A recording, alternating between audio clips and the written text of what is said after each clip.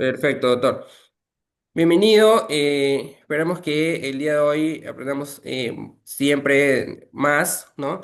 Eh, Adelante, doctor, bienvenido. Ok, bueno, vamos a empezar.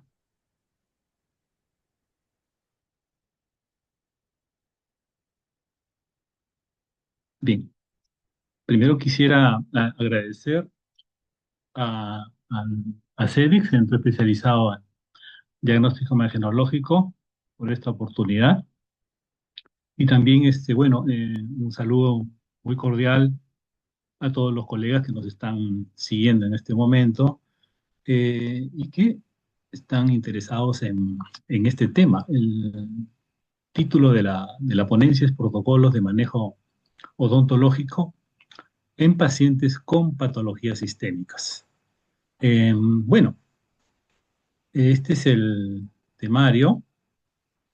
Vamos a hablar primero sobre unas generalidades y después vamos a abordar el manejo dental en pacientes, en los pacientes más que con más frecuencia vienen a la consulta que tienen patologías sistémicas. Las patologías sistémicas eh, en este caso de enfermedades crónicas más prevalentes, con alta incidencia y prevalencia, pues es sin duda alguna el paciente diabético, el paciente hipertenso y el paciente oncológico. O sea, ¿quién no atiende o quién no ha atendido, quién no está atendiendo a un paciente que tiene estas morbilidades, ¿no? Esto sin duda es algo de, de mucha frecuencia y hay que decirlo, cada vez pues esta frecuencia de atención de estos pacientes se va a incrementar, ¿no? Por razones que vamos a ir desarrollando. Por lo tanto, no podemos de ningún modo estar desatentos sobre esta situación, el cual quiero yo ponerle la atención y dar la alerta de lo que está actualmente sucediendo. Bueno, nos hemos planteado dos objetivos de esta ponencia. El primero de ellos es comprender y aplicar los protocolos en la atención dental de pacientes sistémicamente comprometidos de estos tres tipos de estos tres tipos de enfermedades, porque realmente, naturalmente, ahí hay la lista de enfermedades que pueden tener compromiso bucal pues es muy grande. No es hemos querido pues abordar lo que es lo más frecuente, ¿no? Sin duda y hay muchas cosas también muchos temas que pueden quedar en el tintero porque me voy a focalizar o a enfocar de manera direccionada en lo que son los aspectos pues, del protocolo de tratamiento que nos corresponden a nosotros, ¿no? De lo más importante, ¿no? Y en segundo lugar, es promover un cambio en la modalidad de atención que venimos observando, que tiene un enfoque tubular, el perfeccionamiento profesional de las instituciones odontológicas, la formación profesional, en caso de nosotros los odontólogos, tiene un enfoque tubular dirigido hacia la cavidad oral y poco, en verdad, hacia los aspectos de problemas sistémicos que tienen repercusiones muchas veces notables en cavidad oral y también de manera bidireccional al revés, ¿no? Los problemas de cavidad oral tienen repercusiones sistémicas, ¿no? Entonces, este enfoque tubular creo que debemos irlo ya cambiando porque es un paradigma ya superado, ¿no? La odontología es una rama médica y como tal, pues, la boca no está, pues, aislada del cuerpo, ¿no? Y tiene, por supuesto, eh, patologías que tienen repercusiones y a la vez hay y cada vez más, pues, enfermedades que van a repercutir y que nosotros tenemos que tener los conocimientos para poder abordarlos debidamente. Bien, vamos con la primera parte, que es las generalidades del tema para un poco enfocar, cuadrar, ¿no? Direccionar esta ponencia, ¿ya? Bien, hace un tiempo, el- un médico muy conocido, el doctor Elmer Huertas, en una entrevista radial, eh, hizo una serie de comentarios que yo quisiera traer a colación porque tiene que ver con el tema. Vamos a recordar un poco lo que dijo este doctor en esa oportunidad.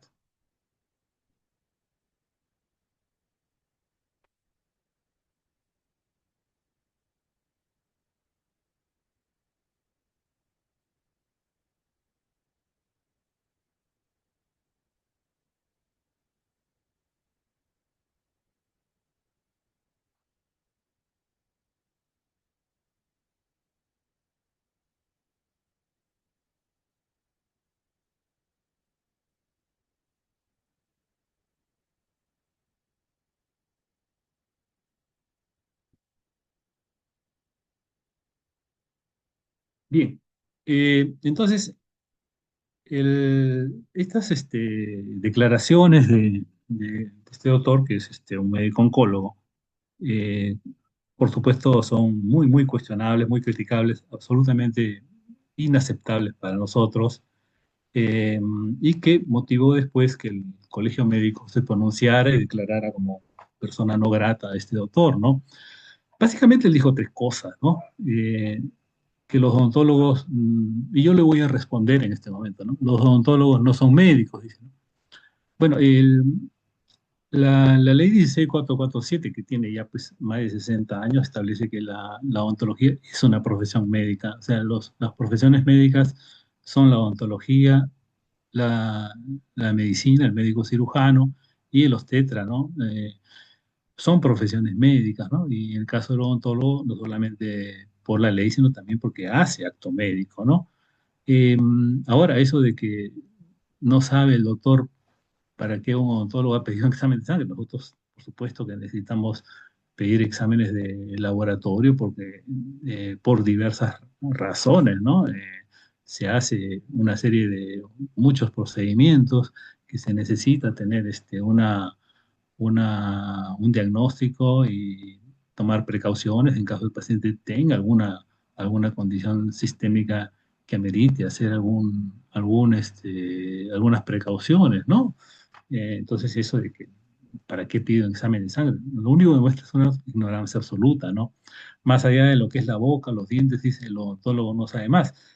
Pues nosotros recibimos una formación médica y ya lo he mencionado, ¿no? El dentista tiene que saber la condición sistémica del paciente, ¿no? Hacemos historia clínica, ¿no? Y también eso, no solamente tenemos que conocer la condición médica del paciente, porque el odontólogo es un médico de la boca.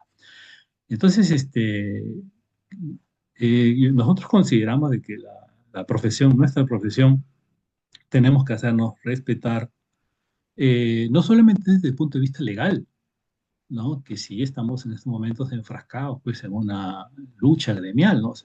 En el aspecto legal, en el aspecto gremial, y también tenemos que hacernos respetar en el aspecto académico, no solamente en el aspecto legal y gremial, ¿no? Entonces, por eso creo que debemos involucrarnos más en el tema de las patologías sistémicas que comprometen cavidad oral y al revés. Nosotros tenemos que tener mejor formación médica, tenemos que tener un conocimiento mayor sobre qué son las patologías sistémicas, porque cada vez más vamos a tener pacientes con comorbilidades por, por varias razones, ¿no? Una de ellas puede ser pues, el envejecimiento de la población. Ahora las personas tienen mayor expectativa de vida, por ejemplo, ¿no? Entonces vamos a tener pacientes que cada vez con mayor frecuencia van a acudir al consultorio y que tienen pues ellos enfermedades que nosotros debemos conocer, toman medicación que debemos conocer y esas enfermedades tienen repercusiones en cavidad oral que debemos conocer. Bueno, entonces el odontólogo hoy tiene un gran desafío, ¿no? De ser realmente, auténticamente, por ley, por derecho, el médico de la cavidad oral, ¿no? el médico de la cavidad oral. Y la integración real con la medicina es una necesidad. Los pacientes viven más, pero con más afecciones médicas, con la consiguiente polifarmacia. Es cada vez más frecuente que ustedes van a tener pacientes que llegan a la consulta y que toman pues varios medicamentos. Y nosotros tenemos que saber, digamos, cuáles son las consecuencias, los efectos adversos, los mecanismos de acción que tienen esos medicamentos y cuáles las interacciones que puedan tener con los procedimientos que estamos realizando, ¿no? Entonces, se debe inculcar conocimientos básicos a los colegas sobre la historia clínica, sobre la exploración física estándar y de pacientes que tienen enfermedades complejas, conocer los signos y síntomas de enfermedades de máxima prioridad, junto con pruebas de laboratorio habituales. Fíjese, esta es una publicación de una revista, un artículo importante, ¿no? En el cual pues desvirtúa lo que señala el doctor que mencionaba hace un rato, ¿no? O sea, pruebas de laboratorio tenemos que tomar, de todas maneras, ¿no? Bien, entonces, la ontología experimenta cambios drásticos que están influenciados por el avance científico y los cambios en los hábitos de salud, ¿no? Ahora, pues, más que antes tenemos los hábitos de vida se han deteriorado en las personas, pues hay mucha obesidad, mucho sedentarismo, la gente fuma, la gente toma, la gente no tiene estilos de vida, no hace deporte, son sedentarios, etcétera, etcétera. Entonces, todos esos estilos de vida no saludables que están pues cada vez incrementándose, tienen como consecuencia que haya una mayor incidencia de enfermedades crónicas, ¿no? Diabetes, hipertensión, cáncer, básicamente, ¿no? Y cada vez más vamos a tener este tipo de pacientes, ¿no?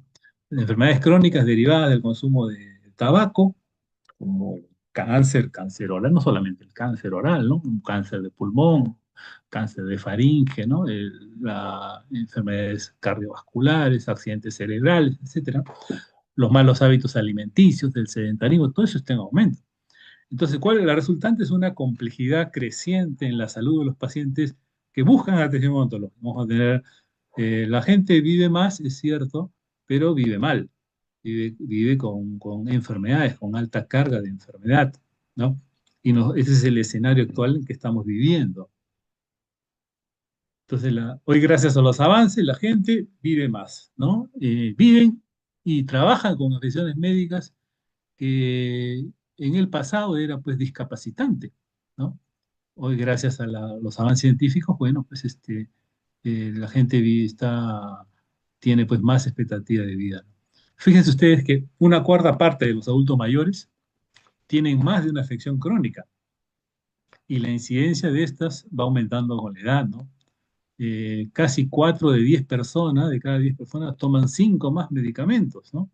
Una paciente que está hipertensa suele tomar dos, tres medicamentos, dos antihipertensivos, ¿no? Suele tomar de repente atorvastatina, hipolipemiantes, de repente tiene otra enfermedad, tiene diabetes, va a estar tomando metformina, por ahí se complica con enfermedades autoinmunes o artritis, entonces pues, la polifarmacia es muy frecuente, ¿no? Entonces, hoy los pacientes, y ahí viene otro fenómeno que también es un problema, consultan a varios médicos por diferentes afecciones, ¿no? Va la abuelita y va primero al cardiólogo o va después al médico fisiatra y por ahí, qué sé yo, tiene que ir por alguna otra afección, ¿no? Al internista, al geriatra, bueno. Entonces, cada médico suele preocuparse por su especialidad, se centra en su área y se interesa poco de sus otras afecciones, ¿no? No sabe mucho de odontología y muchas veces al revés también, ¿no? Pues ningún dentista, entonces, puede evitar tratar pacientes que tienen problemas sistémicos, pero debemos estar preparados para ello, ¿no? Entonces, esta conferencia intenta dar luces, dar pautas hacia este enfoque de esta realidad, digamos, preocupante que estamos viviendo actualmente. hay publicaciones importantes que están referidas al rol del odontólogo en relación a este tema, ¿no? Entonces, publicaciones como esta, en el cual señala que es deber del dentista, tener el conocimiento de las condiciones sistémicas del paciente y cómo manejar a aquellos pacientes en su práctica eh, rutinaria, en su práctica diaria. Es un deber que tenemos que hacer, entonces tenemos que estar capacitándonos. Las instituciones odontológicas deben preocuparse por eso. Lamentablemente yo observo que eso no está ocurriendo, ¿no? El colegio odontológico, las instituciones científicas, las universidades deben preocuparse por este tema, ¿no? Porque lo demanda pues la realidad en la que vivimos, ¿no? Es una obligación moral, ¿no? Actuar siempre buscando el bienestar del paciente, ¿no? Es muy importante, dice, en esta otra publicación, que se tenga una comprensión exhaustiva de la historia médica del paciente y cómo manejar su cuidado odontológico. Estamos muchas veces acostumbrados a casi no indagar sobre los antecedentes médicos del paciente, no indagar sobre sus condiciones de salud, a no preguntar, nos acostumbramos a ir a una visión tubular, a ir de frente a la cavidad oral, ¿no? Y a veces por eso tenemos algunos problemas, algunos eventos adversos, algunas situaciones desagradables.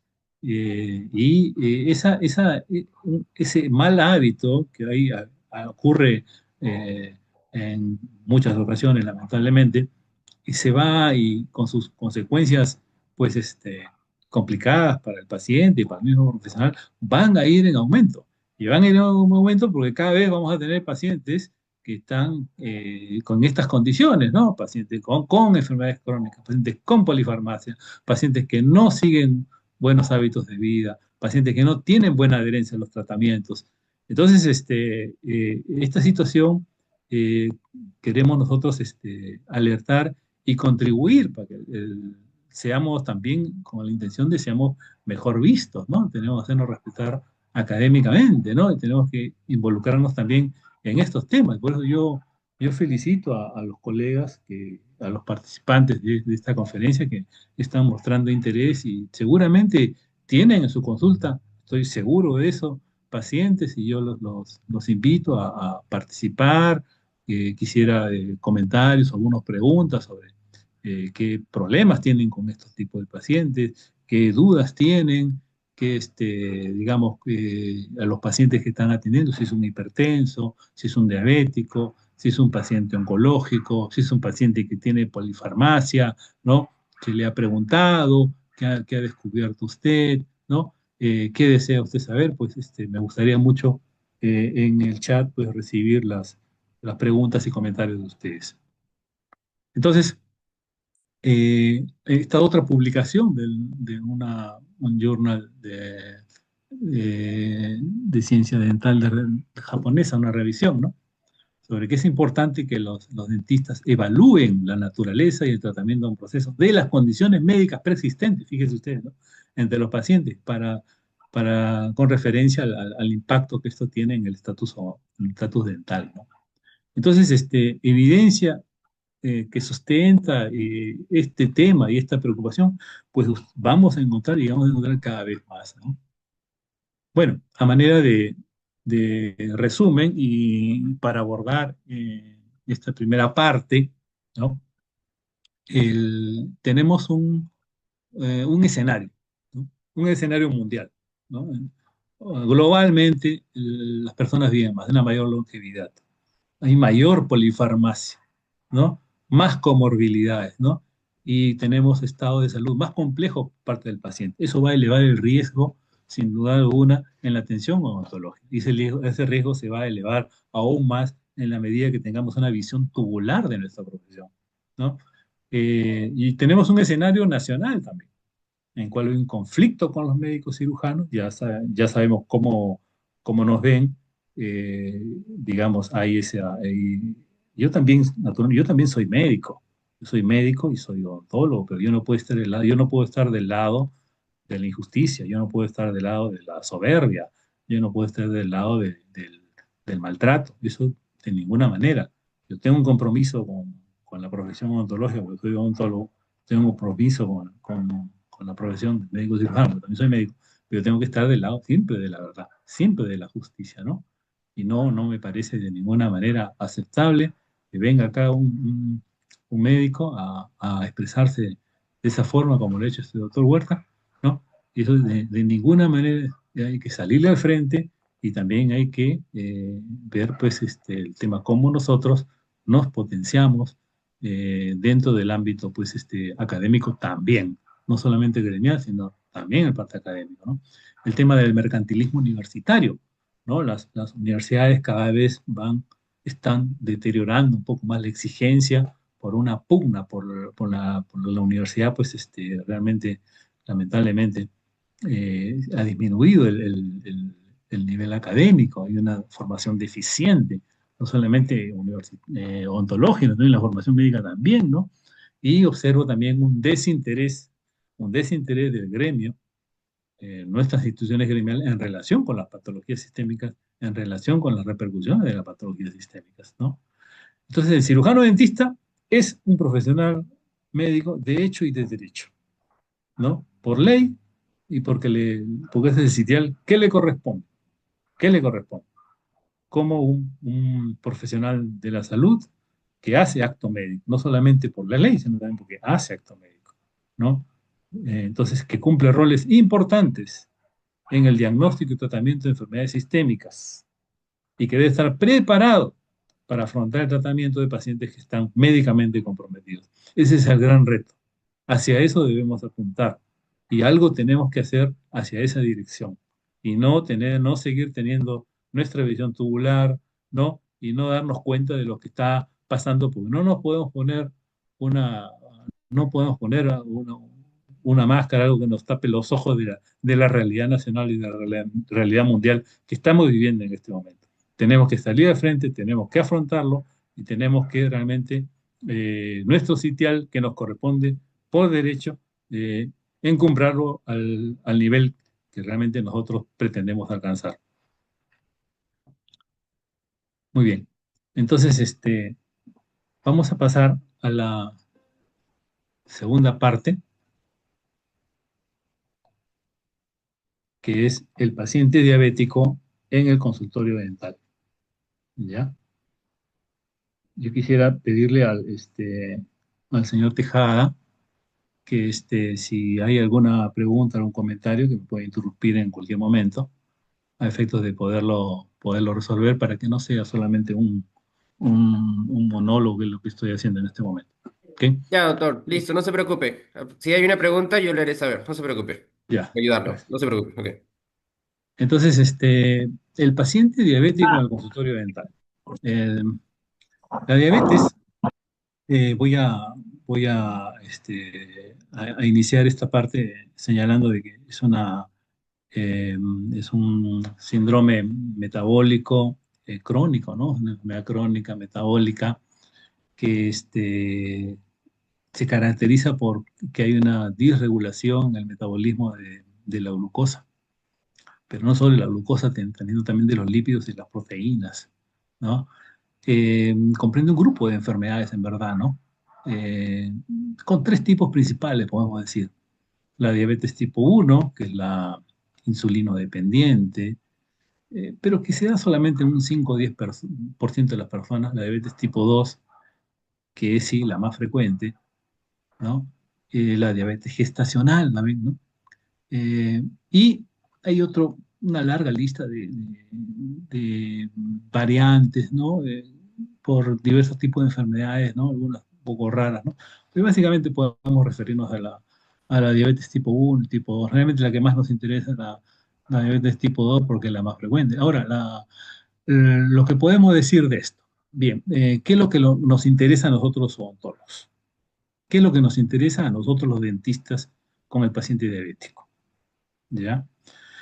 El cirujano dentista apoya en el cuidado de un paciente con diabetes, apoya en el cuidado de un paciente con diabetes, en la evaluación de una condición diabética mal controlada o no diagnosticada. O sea, al consultorio, a su consulta de usted, doctor, seguramente ha acudido un paciente que tiene diabetes y no sabe que tiene diabetes.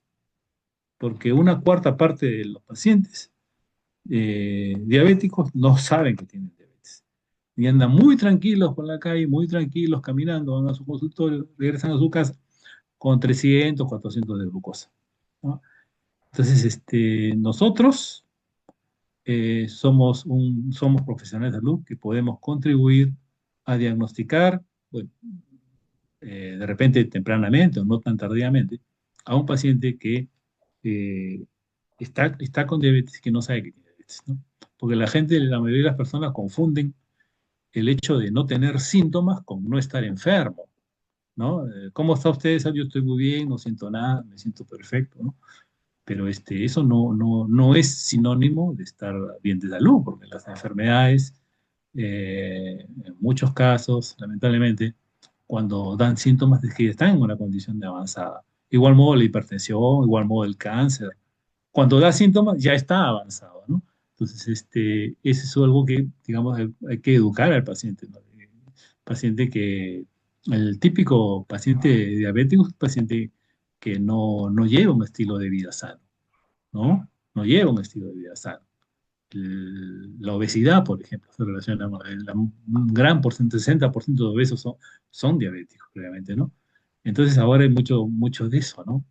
Eh, Ahora, el diagnóstico de diabetes es competencia del médico, pero nosotros podemos hacer un diagnóstico presuntivo, podemos tener la sospecha de que el paciente tiene diabetes, tenemos que referirlos para un diagnóstico. Los cirujanos dentistas pueden evaluar y detectar los signos y síntomas de una diabetes que está mal controlada o no diagnosticada y luego referirlos a un médico para su evaluación y diagnóstico, ¿no? Ahora, tenemos que saber cuáles son esos signos y síntomas de diabetes mal controlada, ¿no? O de diabetes no diagnosticada, ¿no?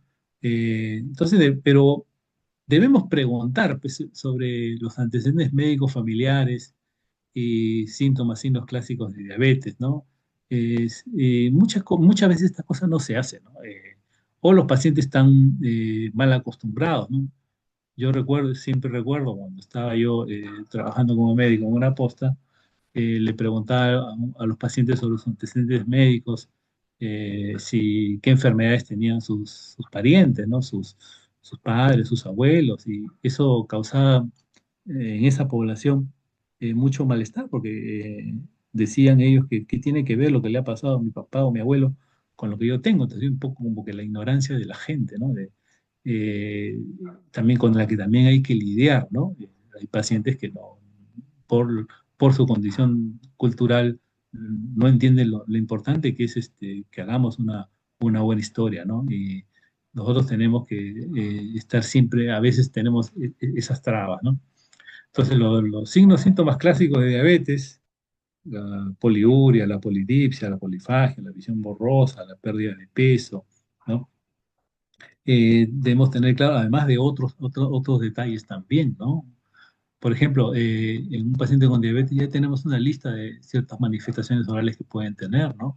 El síndrome de boca urente, ¿no? Siente ardor bucal, ¿no? La presencia de candidiasis, de micosis, ¿no? Cuando tiene micosis tiene más ardor bucal todavía, ¿no? La presencia de caries dentales, como es serostomía también, caries dentales, sobre todo caries radiculares. Eh, es un factor de riesgo importante de enfermedad periodontal, de gingivitis y periodontitis, ¿no? Estas periodontitis se hacen más acentuadas, ¿no?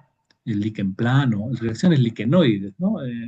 Digamos, eh, digamos, eh, son lesiones orales que también pueden ser potencialmente malignas, ¿no? Caracterizadas por una alteración epitelial. Las células epiteliales, pues, van a, van a alterarse, tienen algunas reacciones como reacciones hidrópicas, una hiperkeratosis, ¿no? Disestesia neurosensoriales, porque el azúcar elevado se comporta como un tóxico y ataca, pues, el sistema nervioso periférico, ¿no? La disfunción salival, ¿no? Alteración del gusto, o alteración de los receptores de glucosa, la serostomía, la boca seca, porque la deshidratación que produce el azúcar elevado. El azúcar se comporta como un osmol y deshidrata, jala agua, ¿no? Los pacientes tienen por eso poliuria con deshidratación, ¿no? Entonces eso se repercute también de toda la economía con la serostomía, ¿no? Entonces, otras manifestaciones que puede tener un paciente con diabetes es el aliento cetónico, es el aliento a manzanas o a peras, ¿no?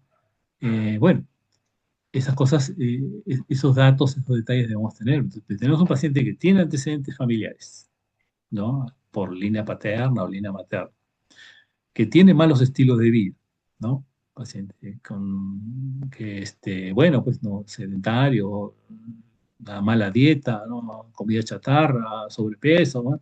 Alcohol, cigarro, bueno, pues y la edad también, siempre la edad es un factor de riesgo. Doctor, disculpe. Sí, Por acá tenemos sí. una preguntita del doctor Sí. Alberto. ¿En qué caso haría profilaxis antibiótica en un diabético? A ver, no hay una indicación clara sobre profilaxis antibiótica, ¿no? Podría aplicarse, pues, en los casos en que tiene una cirugía, ¿no? Ahora, si es un diabético que está compensado o que o que no está controlado, ahí habría u- una, o- una distinción que habría que hacer, ¿no? Un diabético que está debidamente controlado, tal vez no necesite una profilaxis antibiótica. Ahora, si se trata de un diabético que no está controlado, pues antes de hacer la profilaxis habría que buscar que esté controlado, ¿no? Que tenga el azúcar en niveles normales. Ahora, el tema sería también si tenga algunas otras comorbilidades. O sea, si haya otras enfermedades que, digamos, se podrían agregar y que aumentarían el riesgo, porque las profilaxis antibióticas se hacen pues para, digamos, cosas puntuales, como por ejemplo que el paciente haga después una valvulopatía cardíaca, ¿no? O tenga pues una inmunosupresión agregada, ¿no? Pacientes con cáncer, ¿no? Que tengamos inmunosupresión, en esos casos sí hay que dar una profilaxis antibiótica, ¿no? Pero de manera general, sí, solamente diabético, en la literatura no encontramos recomendaciones de profilaxis antibiótica a diabético, ¿no? Eh, Eso es lo que le podría decir, ¿no? Bueno, acá tenemos unas imágenes de los casos, de las repercusiones orales más importantes en caso de una diabetes, ¿no? Como es, por ejemplo, la caries radicular que se da por la serostomía, la sequedad, ¿no? Entonces, el medio ambiente bucal eh, se va a acidificar, ¿no? Y, digamos, ahí más susceptible al ataque ácido de las bacterias, ¿no? El líquen plano, las reacciones liquenoides, altera la mucosa, ¿no? La candidiasis por la inmunosupresión, ¿no? Que genera más boca urente, el ardor bucal, la glosodinia, alteración del gusto, y la periodontitis, sin duda la diabetes es considerada como un factor de riesgo principal de enfermedad periodontal. Pacientes que tienen mala higiene oral van a ir por la diabetes, y si es mal controlada, pues esa periodontitis va a tener un curso más rápido, más destructivo, ¿no? Con un cuadro más inflamatorio, ¿no? Todo lo que la infección va a ser más aparatosa. Yo siempre recuerdo el caso de un paciente que llegó a la consulta y estaba en la sala de espera y después de un rato yo sentía que alguien lloraba, ¿no? Lloraba de dolor, ¿no? Lo hice pasar inmediatamente y después, tenía el paciente mucho dolor, tenía un absceso, ¿no? Con una enfermedad periodontal muy avanzada, entonces, y era un paciente diabético, era un paciente, entonces pacientes con diabetes, si no está bien controlado, van a tener ustedes va a ser todo más aparatoso, ¿no? El cuadro infeccioso va a ser más severo, la supuración va a ser mayor, la inflamación va a ser mayor, el dolor va a ser mayor, la pérdida ósea, todos los parámetros periodontales van a estar pues mucho más evidentes, ¿no?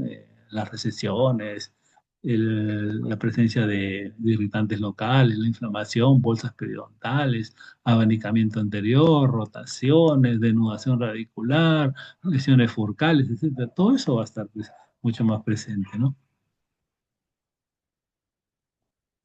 Bien, entonces, la diabetes empeora la salud oral si el control glicémico es deficiente, ¿no? Entonces, nuestro aporte tiene que ser, por eso debemos conocer el estatus glicémico a lo largo del tiempo con la hemoglobina glicosilada principalmente. Entonces, el paciente con diabetes, si está en tratamiento, hay que pedirle hemoglobina glicosilada porque eso refleja su estatus glicémico en los 3 meses anteriores. Y eso se correlaciona bien con complicaciones diabéticas. Eh, la hemoglobina glicosilada, bueno, lo que pasa es que como en la diabetes hay la glucosa está elevada en la sangre, hay más cantidad de glucosa en sangre, pues la glucosa se une a los eritrocitos. Esa unión se llama glicosilación. Al unirse a los eritrocitos, bueno, pues eso se puede dosar, se puede medir. Y si naturalmente hay más glucosa en sangre, va a haber más unión a los eritrocitos. Y de esta manera podemos determinar, como el glóbulo rojo tiene un tiempo de vida de 120 días, se puede determinar cómo está su estatus glicémico en los últimos 2, 3 meses, ¿no? Antes que hacer otro tipo de pruebas, porque de repente se hace una prueba, no come nada de azúcar el día anterior y está falseando el resultado, ¿no? Las infecciones orales aumentan la resistencia a la insulina y alteran el estado metabólico de pacientes con diabetes mellitus.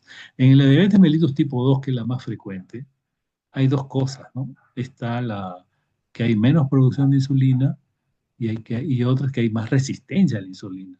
Esas dos cosas se van a coaliar, digamos, ¿no?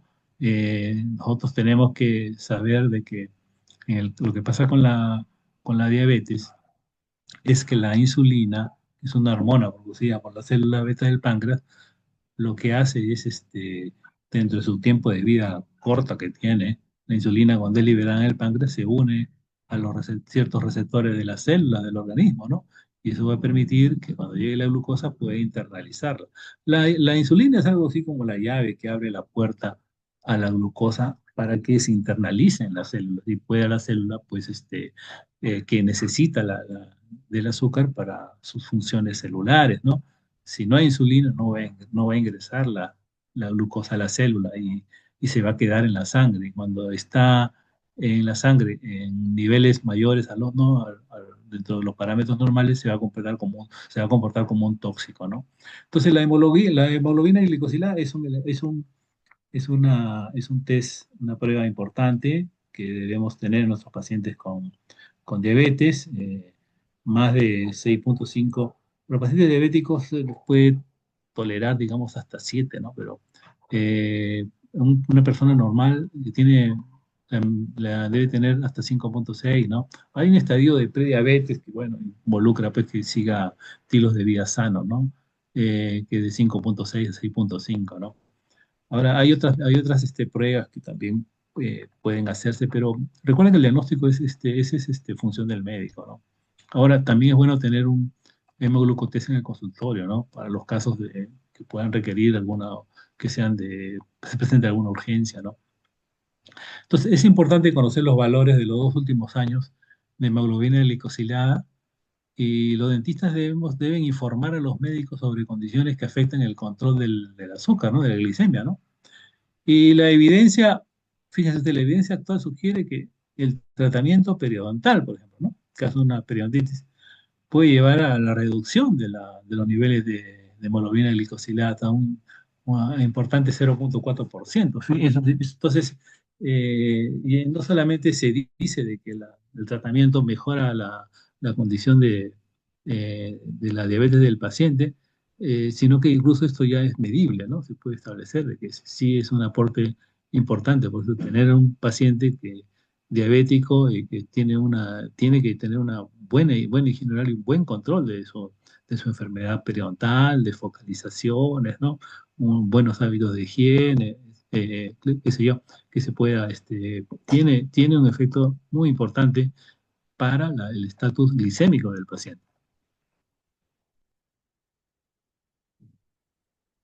Bien, ahora la Academia Americana de Diabetes recomienda a los médicos referir pacientes al odontólogo para el control de infecciones orales. Yo no sé si eso se está dando acá mucho, ¿no? Eh, Peor ahora, ¿no? Entonces, que tengamos, no tenemos una buena relación con los médicos actualmente, ¿no? Que refieran al dentista, bueno, no, no, eso no se está dando, seguramente por el conflicto que hay ahorita. Ahora que nosotros tengamos que referir, tengamos una buena interrelación con los médicos actualmente, bueno, tal vez una salida puede ser eh, que los colegas que tengan sus pacientes, tengan este tipo de pacientes, refieran a los que son médicos dentistas, ¿no? Es decir, que no son muchos, lamentablemente, ¿no? Y que tienen, generalmente los que son médicos dentistas lo hacen para hacer cirugía maxilofacial, ¿no? Creo que debieran haber más médicos dentistas para ver estos casos, ¿no? De todas maneras, no todos los médicos pues tienen esas, digamos, de esas taras, ¿no? Como el médico que mencioné hace un rato, ¿no? Entonces, en la cita inicial se debe disponer de tiempo suficiente. Ese es otro problema, porque habitualmente paramos apurados, a los pacientes no les gusta que se les pregunte. eh, mm, ahí está, pues están habituados los colegas a, pues, a no preguntar mucho, pero yo les digo que si queremos abordar este tipo de pacientes requiere que tengan tiempo para poder, hay que preguntar, hay que evaluar bien la condición médica, ¿no? Y de una manera superar pues de todas estas trabas que hay, ¿no? Con el sentido del tipo de paciente que tenemos, ¿no? Y los hábitos que hay, ¿no? A los pacientes no les gusta que les pregunten mucho, ¿no? Cuando les preguntas sobre sus condiciones médicas, pues creen que no le estás atendiendo. Ese es un tema educativo también, ¿no? Entonces se debe actualizar el historial médico en cada nueva visita, ¿no? Es bueno. La diabetes y sus complicaciones tienden a agravarse con el tiempo, ¿no? Eh, bueno, yo espero que esto se pueda poco a poco revertir, ¿no? Con todas las trabas y problemas que tenemos, ¿no? Referente a la atención, los sistemas de atención, la educación de nuestros pacientes, la cultura que hay, ¿no? Es un tema cultural. Los dentistas deben asumir roles en lo que es la atención primaria de salud, ¿no? En la consulta para gestionar el cuidado del paciente. Tenemos que educar a los pacientes, aconsejarlos, ¿no? Tiene que bajar de peso, tiene que seguir dieta, tiene que evitar el sedentarismo, tiene que comer sano, ¿no? Tiene que evitar pues los azúcares, ¿no? Ese es un problema en el caso de los hábitos, pero tenemos que ser parte de este esfuerzo, ¿no? Se carece de confianza también en la capacidad para detectar diabetes mellitus y asumimos como periférico nuestro papel como profesional de la salud cuando no debiera ser así, ¿no? Debemos capacitarnos, tenemos que ganar confianza y tenemos que detectar los casos y tenemos que involucrarnos y participar contra la lucha contra las enfermedades crónicas, ¿no? La actitud del dentista con respecto a los pacientes con diabetes debe ser más proactiva por eso, ¿no? Para el manejo de los factores de riesgo, ¿no? Entonces, los dentistas pueden reducir la morbilidad y la mortalidad asociada con la diabetes, manteniendo una buena salud oral de los pacientes, ¿no? Manteniendo buena salud oral de los pacientes y también aconsejándolos, educándolos y participando también, ¿no? Bueno, lo que pasa son los hábitos alimenticios y bajar de peso es una de las cosas más difíciles que hay, ¿no? Ahí tiene un ejemplo de qué es lo que debe comer un paciente, ¿no? Diabético, ¿no? Verduras, poco carbohidrato, poca grasa, una proteína, preferencia sancochada. Así es como debe ser, pero bueno, para que llegue a eso, alguien que está acostumbrado, digamos, a comer de más y comer mal, es complicado. Ahora, la diabetes no es limitante. Ahí tiene la foto de un famoso tenista que se llama Alexander Zverev, un tenista de élite, que tiene diabetes tipo 1, desde niño tenía diabetes, ¿no? Se pone insulina todos los días, pero eso no lo ha limitado para poder llevar una vida, digamos, normal prácticamente, inclusive convertirse en un periodista, perdón, un deportista de élite, ¿no? Bien, entonces la hipoglicemia, y voy a poner foco a esto, es el principal problema que debemos afrontar nosotros los odontólogos. El principal evento adverso, la principal urgencia, ¿no? Y tenemos que contar con un protocolo de acción. Tenemos que reconocerla. ¿no? En el caso de la hiperglicemia, pues eso es más, más larvado, no es brusco, ¿no? Tenemos que reconocerla también, pero eh, el en ese caso hay que entender que el ser humano tolera más la hiperglicemia que la hipoglicemia, ¿no? El cerebro no tolera la hipoglicemia, ¿no? Y ese es el evento que, digamos, más preocupación nos debe dar, ¿no? Debemos estar preparados para la hipoglicemia, ¿no? Pero, y lo primero que tenemos nosotros saber es bien es la historia clínica del paciente, porque los casos de hipoglicemia, esto se da en los pacientes que tienen, que son diabéticos y que reciben insulina. Entonces, si es hipoglicemia, lo primero que tengo que pensar es que ese es un paciente que recibe insulina. Si tengo un paciente que recibe insulina, yo tengo que estar advertido, tengo que estar preparado, tengo que tener precauciones, porque esa es la causa principal de hipoglicemia, el paciente que recibe insulina, ¿no? También puede darse en otros casos, pero no es lo más frecuente. Los pacientes suelen reconocerla, pero debemos estar capacitados nosotros para reconocer y tratar, ¿no? Una buena precaución sería tener un glucómetro en el consultorio, ¿no? Para pacientes con saber utilizar, que no es difícil, ¿no? Pacientes que tienen diagnóstico de diabetes mellitus tipo 1 y tengan síntomas de signos sugestivos, ¿no? Típicamente el paciente también debe recibir de preferencia citas matinales, porque en la mañana hay liberación de cortisol endógeno y eso, digamos, mejora el cuadro de la disponibilidad de glucógeno, ¿no? Entonces, ahí tienen los factores de riesgo, ¿no? Terapia con insulina, fíjense ustedes, ¿no? ¿No? La gravedad, pues hay tres tipos de, de nivel de complejidad, ¿no? Realmente el que tiene hipoglicemia severa es el que está inconsciente, ¿no? Y ahí es una emergencia médica.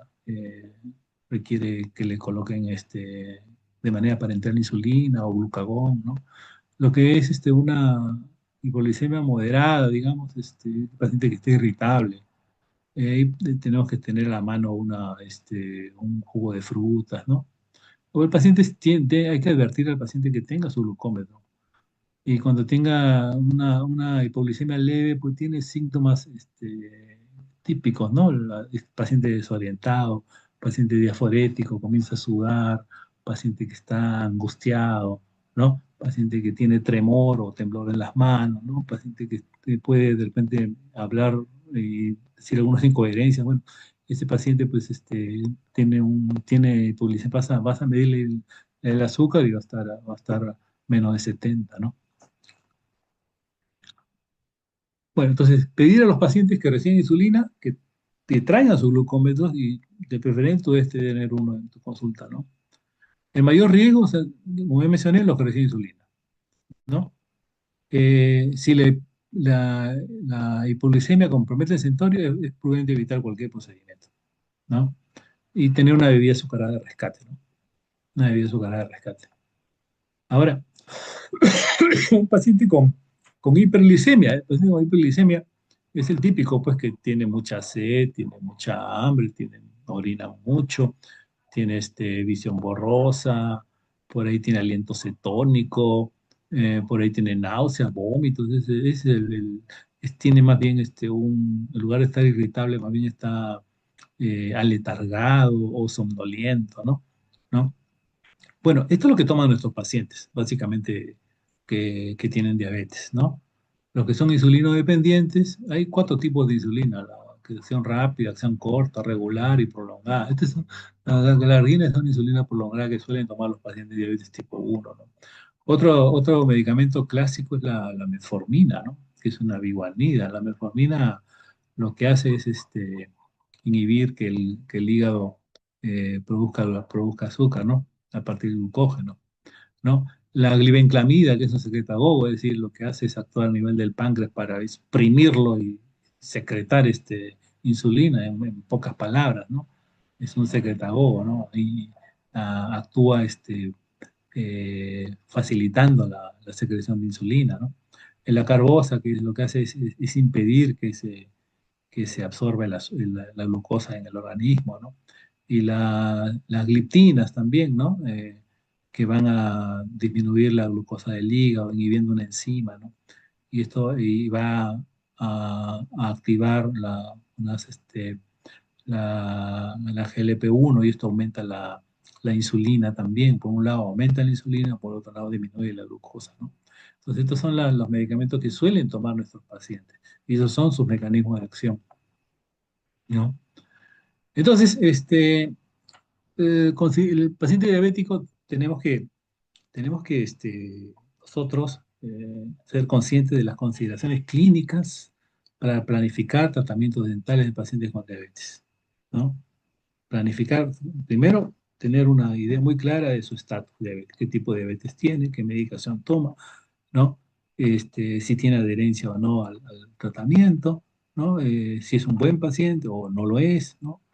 En nuestros protocolos de evaluación médica y laboratorial, pedirle pues hemoglobina glicosílada, tener nuestro glucómetro a la mano, ¿no? Eh, saber bien a quién estamos tratando, ¿no? Tener un manejo interdisciplinario con un médico tratante, hacia amigo de un endocrinólogo, de un médico de familia, de un médico internista, ¿no? De tal manera que coordinar con él también, ¿no? Tener evidencia sobre la relación bidireccional entre salud oral y diabetes. La diabetes produce repercusiones en cavidad oral, ¿no? La cavidad oral, la boca también produce repercusiones en la economía, en el mal control de la diabetes. Tenemos que manejar las complicaciones orales frecuentes, ¿no? Por ejemplo, la- las caries radiculares, la boca seca, ¿no? El ardor bucal, ¿no? Bueno, cada uno tiene su enfoque, por supuesto, ¿no? Tener todo tiene que pasar por una decontaminación, ¿no? Y dependiendo de lo que vamos encontrando, ¿no? Si tiene serostomía, pues de repente ayudarlo con lo que es que esté hidratándose mejor, que se hidrate mejor, que use chicles sin azúcar, por ejemplo, ¿no? En el caso que tenga boca ardor bucal, eso disminuye si es que controlamos de repente si tiene candidiasis que lo está acentuando, ¿no? El uso de algunas benzodiazepinas también pueden ayudar. Recomendaciones de protocolo de mantenimiento, control y enfoque preventivo, ¿no? El paciente que tenemos que citarlo, mantenerlo, controlarlo, prevenir las complicaciones, educarlo, ¿no? Para contribuir para que tratar que esté bien y no escale a otros niveles de complicaciones de diabetes que son terribles, ¿no? La retinopatía, la nefropatía, neuropatía periférica, las amputaciones, la ceguera, etcétera. Bueno, acá tenemos un video de un paciente que se puede complicar con una hipoglicemia, ¿no? Algunos síntomas que debemos tener siempre presentes nosotros. Uno puede pasar en el consultorio, ¿no? Paciente comienza a sentirse mal, comienza a respirar agitadamente, ¿no? Se siente mareado, está desorientado, está confundido, confusión, desorientación, siente que una sensación de falta de aire, ¿no? ¿No? Comienza a sudar, es la diaforesis, es una reacción eh, adrenérgica, se puede poner irritable, puede tener visión borrosa, ¿no? Bueno, el tremor o el temblor de las manos también es otro síntoma que puede tener nuestros pacientes. Bueno, que se toma con su glucómetro, tiene y su bebida azucarada, con el cual va a controlarse, ¿no? Bueno, a manera de resumen, entonces el odontólogo tiene que ser competente en lo que es la atención primaria de salud, para educar al paciente, para contribuir a su diagnóstico, para referirlo para su diagnóstico, porque no diagnosticamos, ¿no? Tiene que diagnosticarlo bien el médico para que tenga un buen control de su estatus glicémico y el manejo, ¿no?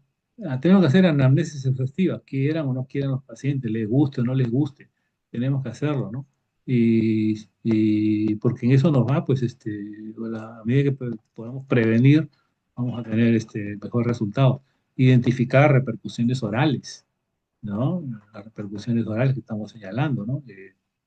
Candidiasis, plano, periodontitis, gingivitis, serostomía, de lengua de papilada, caries radicular, ¿no? Eh, manejar la hipoglicemia, ¿no? La hiperglicemia, ¿no? El, tener, citarlo de preferencia en las mañanas, citas matinales, ¿no? Y nuestros puntos claves es nuestro foco tenemos que saber control de hiperglicemia, la interrelación médico-dentista, tener proactivos en el manejo, ¿no? Bueno, este, vamos ahora a pasar al- a la tercera parte, que es el paciente hipertenso en el consultorio dental. ¿Qué tenemos que saber los dentistas con referente al paciente hipertenso, ¿no? La hipertensión arterial, bueno, es una condición en la cual los vasos, ¿no? Los vasos sanguíneos están sometidos a una presión superior a la normal, ¿no? La presión sistólica para los americanos mayor a 130, para los europeos mayor a 140 milímetros de mercurio, y una presión diastólica para los americanos mayor a 80, para los europeos mayor a 90, ¿no? Sobre esto hay algunas, digamos, eh, eh, opiniones un poco divergentes, ¿no? La hipertensión arterial se puede clasificar en primaria y secundaria, ¿no? Primaria o esencial, que es, digamos, la clásica hipertensión, y la secundaria porque es secundaria a una patología, ¿no? Una nefropatía, ¿no? Y hay una tirotoxicosis, enfermedades adrenales, hay un montón, pero la mayoría de casos, pues estamos pues, frente a un paciente que tiene una hipertensión primaria o esencial, ¿no? La causa de la hipertensión no está muy clara, ¿no? La hipertensión arterial, pero suele aparecer, pues, suele aparecer en pacientes con mayor edad y que tienen, como siempre, malos estilos de vida, ¿no? Entonces, pacientes que fuman, pacientes obesos, pacientes que no comen bien, pacientes que no duermen bien, pacientes que, bueno, sedentarios, van a tener mayor riesgo de hipertensión. Y la hipertensión, a su vez, es un factor de riesgo para muchos otros problemas, ¿no? Causa principal de accidente cerebral hemorrágico en adulto mayor, hipertensión arterial. Hipertensión arterial. Causa principal de una cardiopatía, hipertensión arterial, ¿no? Y así por el estilo. Vamos a encontrar como la causa de, digamos, insuficiencia renal, hipertensión arterial. Entonces, la hipertensión arterial es una condición preocupante, lamentablemente también en aumento, ¿no? Ustedes saben que en el caso de la hipertensión arterial, en el Perú, el 15% de la población es hipertensa. Más o menos estamos hablando de unos 5,5 millones de personas. En Lima deben haber alrededor de 1,5 millones de personas hipertensas, y de los cuales, para variar, deben haber un poco más de 800.000 que no tienen diagnóstico. Y la mitad de ellos no sabe que tiene hipertensión, ¿no? No sabe que tiene hipertensión, ¿no? Entonces estamos frente a una enfermedad crónica, una condición crónica muy frecuente y que la tenemos a cada rato en la consulta, a cada rato en la consulta. Y que bueno, nosotros tenemos que también estar preparados para afrontar este tipo de pacientes y sus problemas, repercusiones o peligros que puede representar para él y para nosotros también, ¿no? Si es que no tomamos las precauciones. Los dentistas dan un valioso servicio al identificar, fíjese que esto es más o menos parecido a la diabetes, ¿no?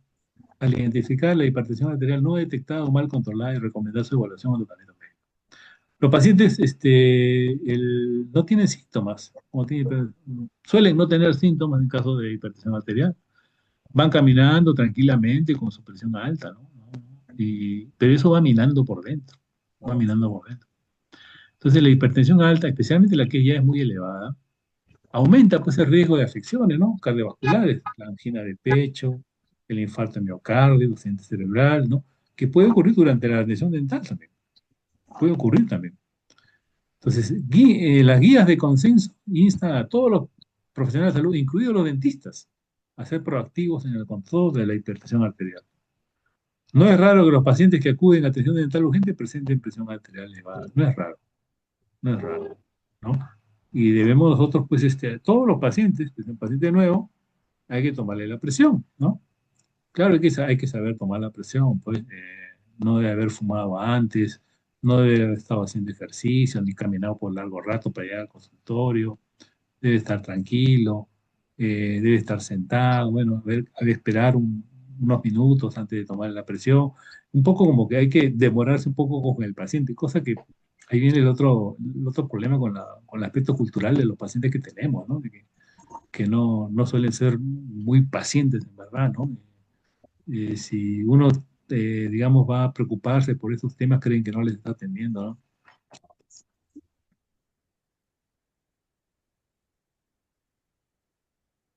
Bien, las causas de presión arterial elevada en la consulta dental incluyen a la que no se ha detectado, la hipertensión no detectada, al que tiene tratamiento inadecuado o tiene una mala adherencia, mala adherencia al tratamiento. No va al médico, no va al cardiólogo, toma a veces sus pastillas y no sigue estilos de vida sanos, ¿no? Ahora, sumado a la ansiedad que puede producir de repente que tiene un problema o una odontalgia y descanso que no ha dormido bien, eso hace que de repente te presente un paciente que con presión alta, ¿no? Ahora, no existen criterios basados en los valores que indiquen cuándo es seguro proceder y cuándo no.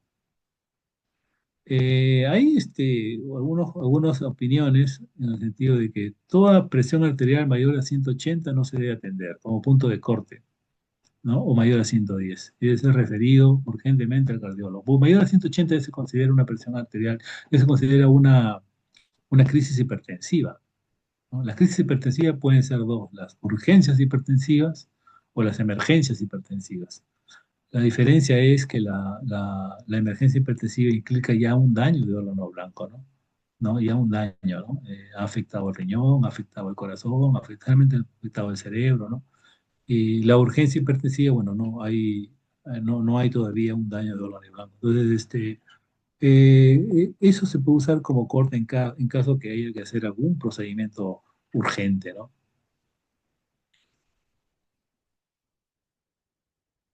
Bueno, los antecedentes, los adultos mayores que suelen tener polifarmacia, que suelen tomar muchos medicamentos, tienen una caja ahí con una serie de compartimientos donde tienen que tomar tantos en la mañana, tanto en la mañana, en la media tarde, en la noche, harta pastilla, ¿no? Son los que corren más riesgo de la llamada hipotensión. Hay que tener cuidado con la hipotensión ortostática en pacientes que son hipertensos y sobre todo adultos mayores, ¿ah? Pacientes que son de ese tipo de pacientes, no deben, pues, incorporarse rápidamente después de ser atendidos durante un rato. Tienen que hacerlo poco a poco, porque puede provocarse una caída por una hipotensión ortostática o un síndrome, un cuadro vasovagal, ¿no? Bueno, pues un alto mayor que se cae, pues es un síndrome geriátrico y con consecuencias, ¿no? Una caída puede matar a un adulto mayor o puede fracturar la cadera y tienes un problemón ahí, ¿no? Entonces, siempre, adultos mayores con polifarmacia, ojito, ojito, hipotensión ortostática, cuidadito, pacientes hipertensos, están tomando medicación, eso tiene que cuidarse, ¿no? Siempre con cuidado, tienen que incorporarse. Este riesgo se puede evitar, ¿no? Si los pacientes se sientan erguidos, ¿no? Por unos minutos, ¿no? Otro tema referente al paciente hipertenso es la serostomía. La mayoría de antihipertensivos causan serostomía. La mayoría causa serostomía. Yo recuerdo cuando estaba en el Hospital Carrión, había un médico que sabía que era dentista. Cuando yo era todavía estudiante de medicina, y me dijo que le ardía la boca.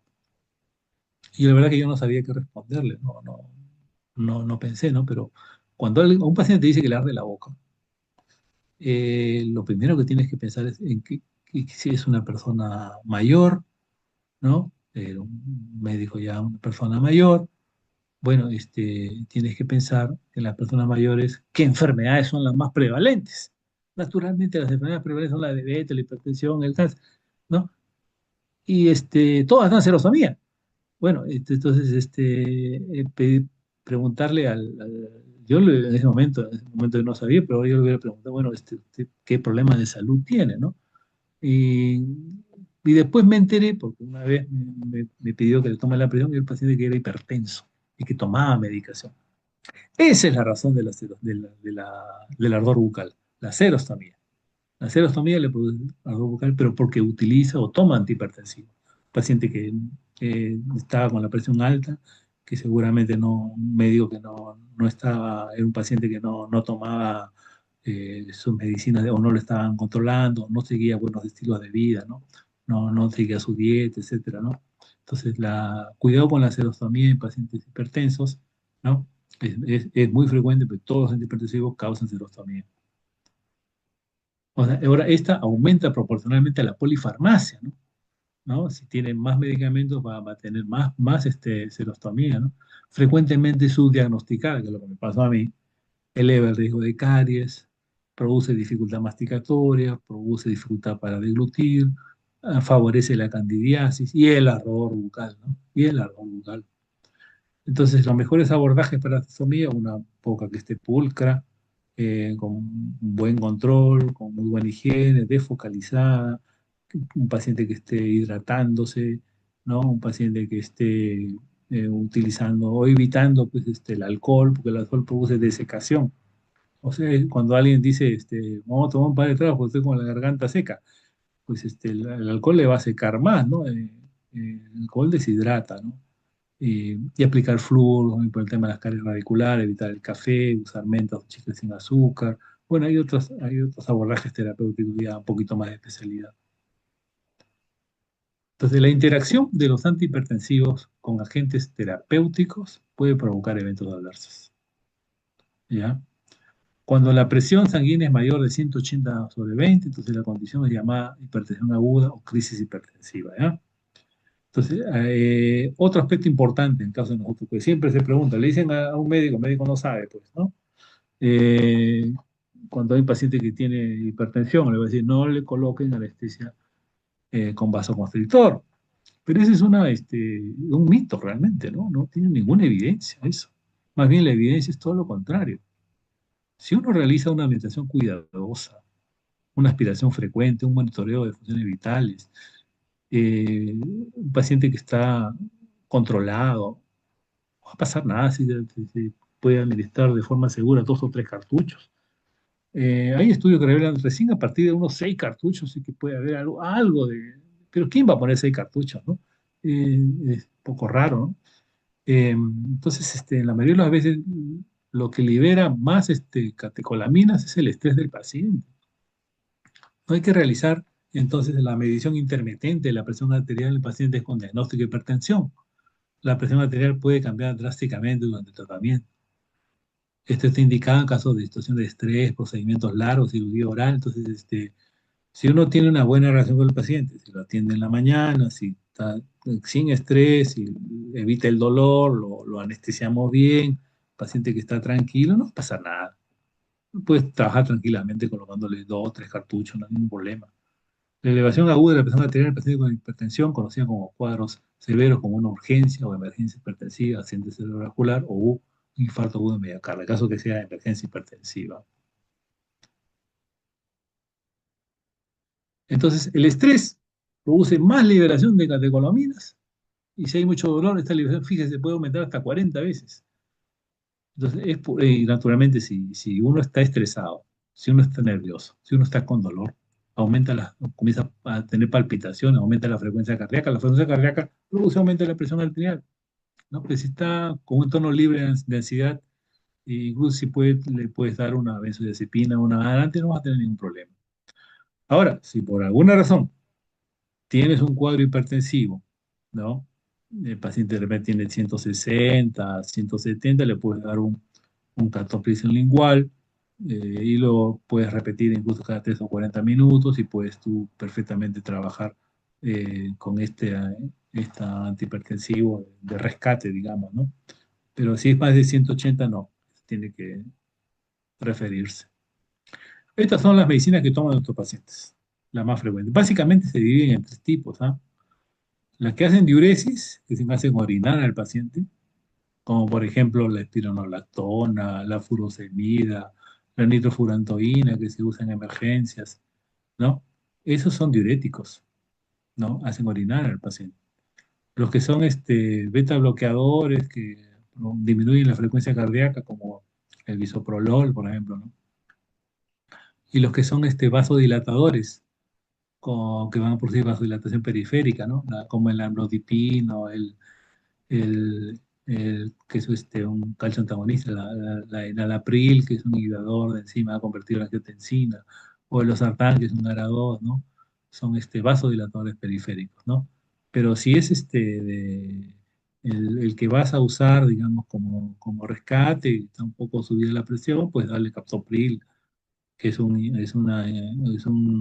inhibidor de enzima convertido en angiotensina de acción corta, ¿no? Eso es lo que se puede dar en esos casos, pero no le vas a dar otra cosa, no le vas a dar anlodipina, porque eso baja demasiado la presión, ¿no? Entonces, tenemos que saber de que los pacientes pueden tomar tres tipos de medicamentos. Los que hacen orinar, que son los diuréticos, los que disminuyen la frecuencia cardíaca, que son los beta bloqueadores, y los que son vasodilatadores periféricos, hay varios tipos.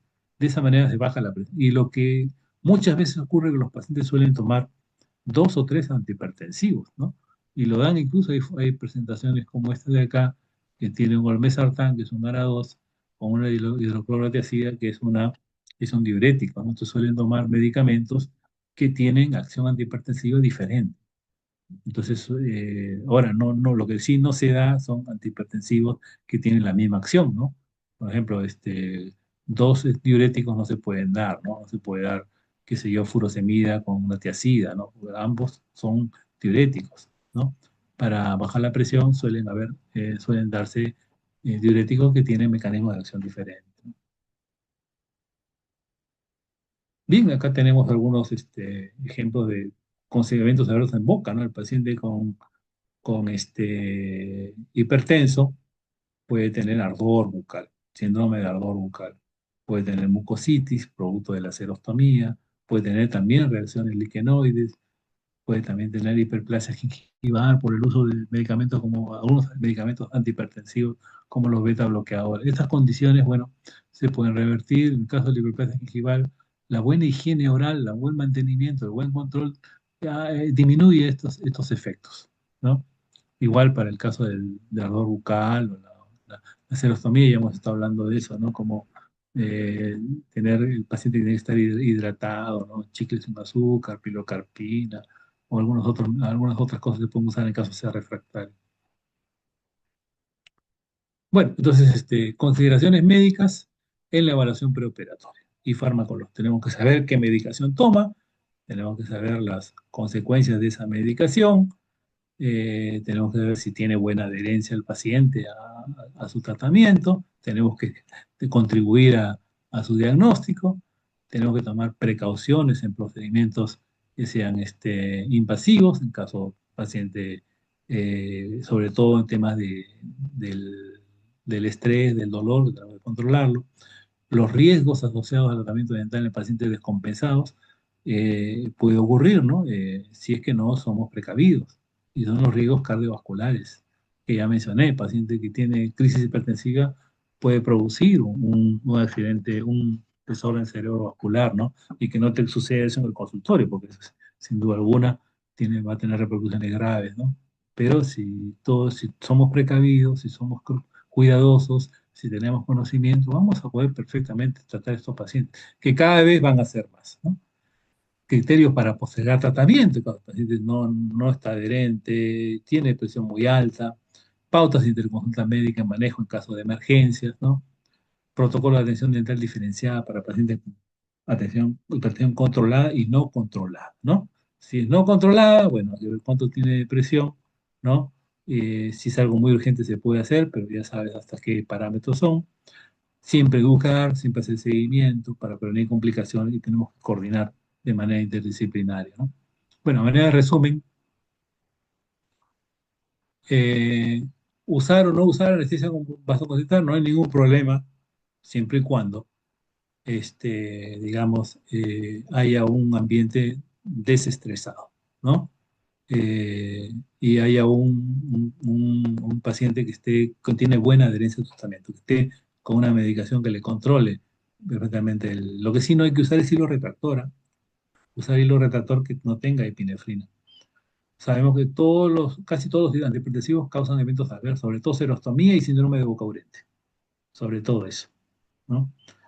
El rol del cirujano dentista es conocer la fisiopatología y conocer la terapéutica antihipertensiva, orientar el diagnóstico y tratamiento del paciente hipertenso, identificarlo y referirlo cuando tenga ese corte, bueno, en caso de que sea mayor de 180 de sistólica o 110 de diastólica. Si es hipertensión leve en consulta, lo puedes tratar con captopril, ¿no? Con un inhibidor de enzima convertidora de angiotensina, ¿no? Bueno, entonces, ahora vamos a pasar a la última parte, que es el paciente oncológico en el consultorio dental. El paciente oncológico en el consultorio dental. Bueno, hay mucho que hablar sobre el cáncer, pero ¿qué es lo que tiene que saber el dentista? ¿Qué es lo que tiene que saber el odontólogo? ¿No? El, el cáncer en el Perú, bueno, más o menos hay una incidencia de 200 por cada 100.000 habitantes. Actualmente hay 45.000 casos nuevos anuales. Es la segunda causa de muerte en el Perú, el cáncer. Se prevé que el año 2030 la incidencia, o sea, los casos nuevos van a aumentar entre un 32%, ¿no? Hay como 200.000 pacientes actualmente con cáncer en el Perú. Eh, ¿Quién no sabe de alguien cercano que tenga cáncer? ¿Quién no tiene un paciente con cáncer? ¿No?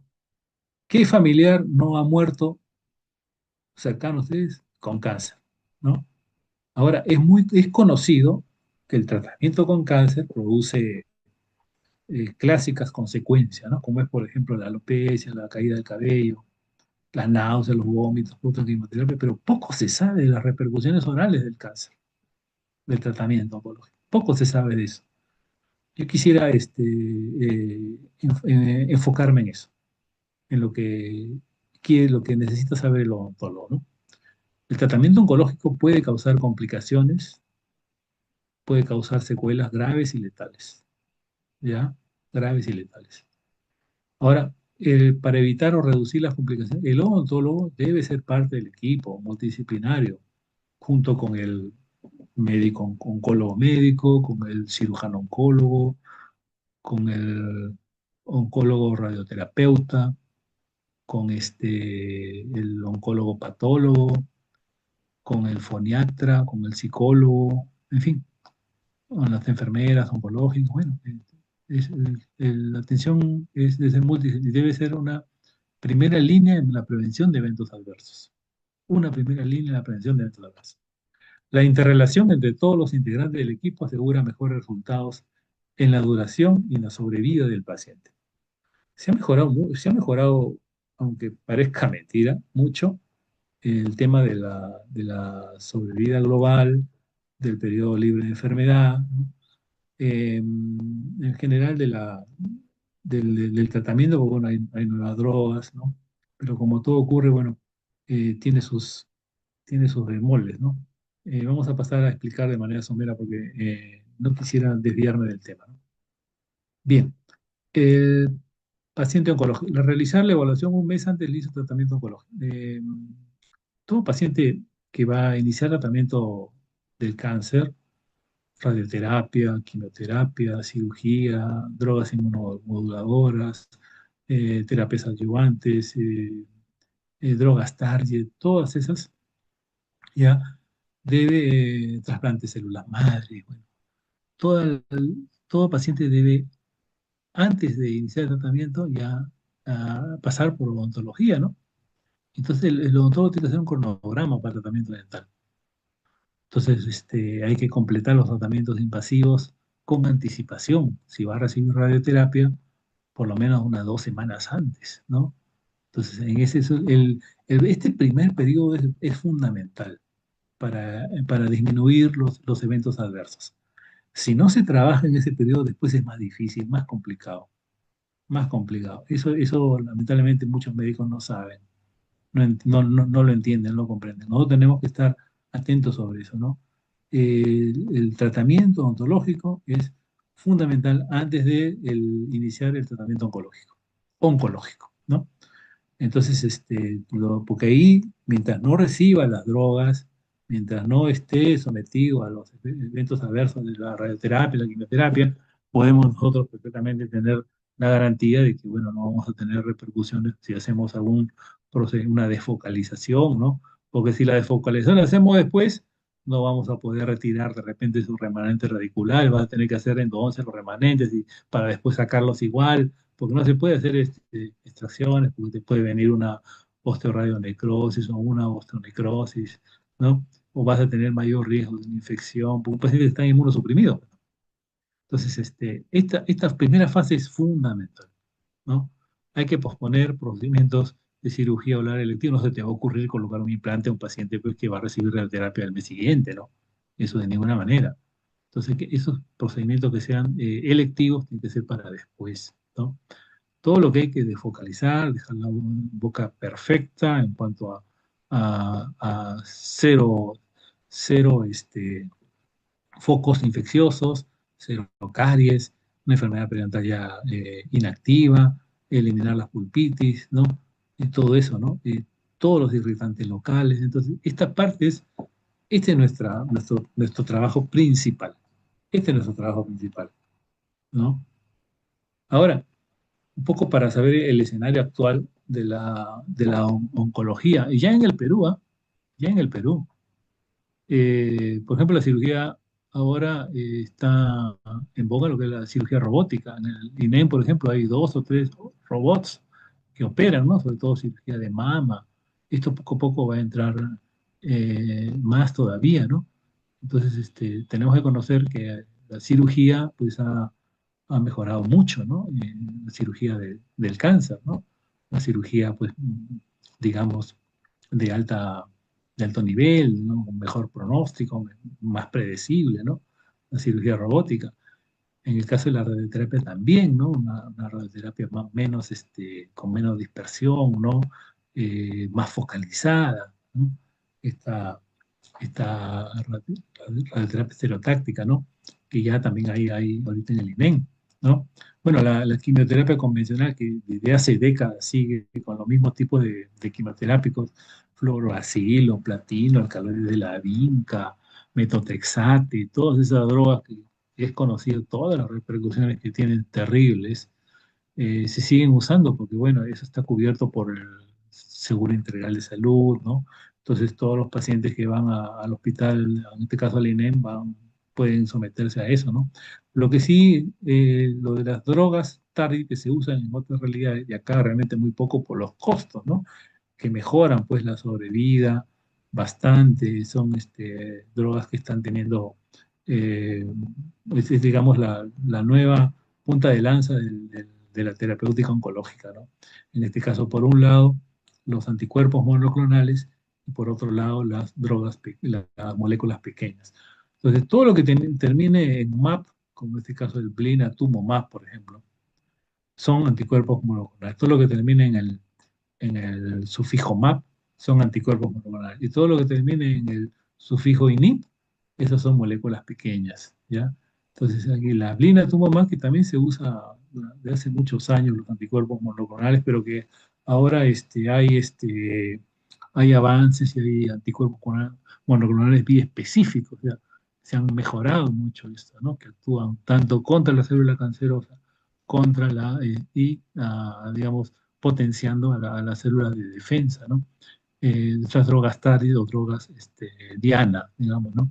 Y los imatinib, que son las drogas más recientes aún, pero lamentablemente son muy costosas, ¿no? Estos medicamentos, por ejemplo, del lado izquierdo, eso cuesta como $4.000, y el lado derecho está como $5.000 la caja. Entonces, un tratamiento con drogas TARI oncológicas te cuesta como 400.000, $500.000, ¿no? Esto no lo cubre los servicios de salud, ¿no? Entonces, esto, digamos, no está al alcance de la grande mayoría, pero sí ya hay pacientes que le pueden llegar al consultorio que están recibiendo también estas drogas, ¿no? ¿No? Y tenemos que tener conocimiento sobre estos nuevos tipos de medicación. Yo recuerdo hace poco conversando con un familiar, un tío lejano, me decía de que él me había contado que tenía cáncer de próstata, que estaba ya avanzado, ¿no? Con compromiso locorregional, con metástasis vertebral, que había sido sometido a radioterapia, a quimioterapia, y que está recibiendo drogas de este tipo, ¿no? Y que se encuentra en perfecta condición. Ahora, él me decía que son medicamentos que los toma por vía oral. Cuando me dicen que es por vía oral, yo ya sé que son de moléculas pequeñas, como el imatinib, porque estos son vía oral. Los que son anticuerpos moleculares son medicamentos que son de uso parenteral. Entonces, esto es la revolución en lo que es la terapéutica del cáncer, ¿no? Las drogas target. Entonces, tenemos que conocer esto, saber que estos son los tratamientos que reciben nuestros pacientes y que llegan al consultorio, ¿no? ¿No? Ahora, ¿cuáles son las consecuencias de...? Porque lamentablemente las nuevas drogas no están exentas de eventos adversos, lamentablemente. Y muchas veces las nuevas drogas se usan después de usar las terapéuticas convencionales. El paciente recibe quimioterapia, el paciente recibe radioterapia, el paciente le hace cirugía y después sigue con las terapias target o junto con las terapias target. Entonces, si las drogas de quimioterapia producen efectos en boca y las drogas terapias también, aunque si fueran solas producirían menos, pero como se suman a otras generalmente, vamos a tener cada vez mayores consecuencias. ¿Y cuáles son las consecuencias? Pues la susceptibilidad a infecciones, porque son pacientes inmunosuprimidos, otra vez serostomía, boca seca, mucositis oncológica. El tema sí puntual es la osteonecrosis, en el caso que fuera por el uso de ciertas drogas como son los bifosfonatos o el ácido zoledrónico, ¿no? La alteración en la cicatrización, ¿no? La susceptibilidad a infecciones y otras, también reacciones liquenoides, neurotoxicidad, pigmentaciones, ¿no? Estos son los que son las consecuencias que tienen, los eventos que tienen en cavidad oral en nuestros pacientes por el tratamiento oncológico. Entonces, el tratamiento implica el uso de fármacos y tratamientos no farmacológicos para reducir los eventos adversos, principalmente la serostomía y mucositis, ¿no? Se le pide al paciente otras cosas que no usar colutorios que tengan alcohol. A veces el paciente no se puede por la mucositis cepillarse, entonces tienes que usar esponjas o gasas impregnadas de colutorios que no tengan alcohol. Tiene serostomía, al igual que en la diabetes, al igual que con la hipertensión, pues tiene que hidratarse, tomar agua, utilizar chicles sin azúcar para estimular las células acinares remanentes, ¿no? La estomatitis es tal vez una de las más frecuentes complicaciones del tratamiento odontológico y tiene variada severidad, variada sintomatología. Puede ir de una mucositis leve, moderada, hasta una tan severa que el paciente tiene que recibir alimentación parenteral, porque no puede deglutir, no puede ni siquiera tomar agua, ¿no? Extensa investigación ha sido realizada para prevenir, tratar y aliviar la sintomatología, ¿no? Y la mejor comprensión actual de la fisiopatología ha permitido nuevos targets terapéuticos. Al final, lo más importante es tratar de prevenir esto, ¿no? Los quimioterápicos sabemos que muchos van a producir mucositis, ¿no? Por eso que el uso de la crioterapia, que haya habido una buena preparación pretratamiento, ¿no? Y un buen monitoreo, vamos a poder de alguna manera controlar estos problemas, ¿no?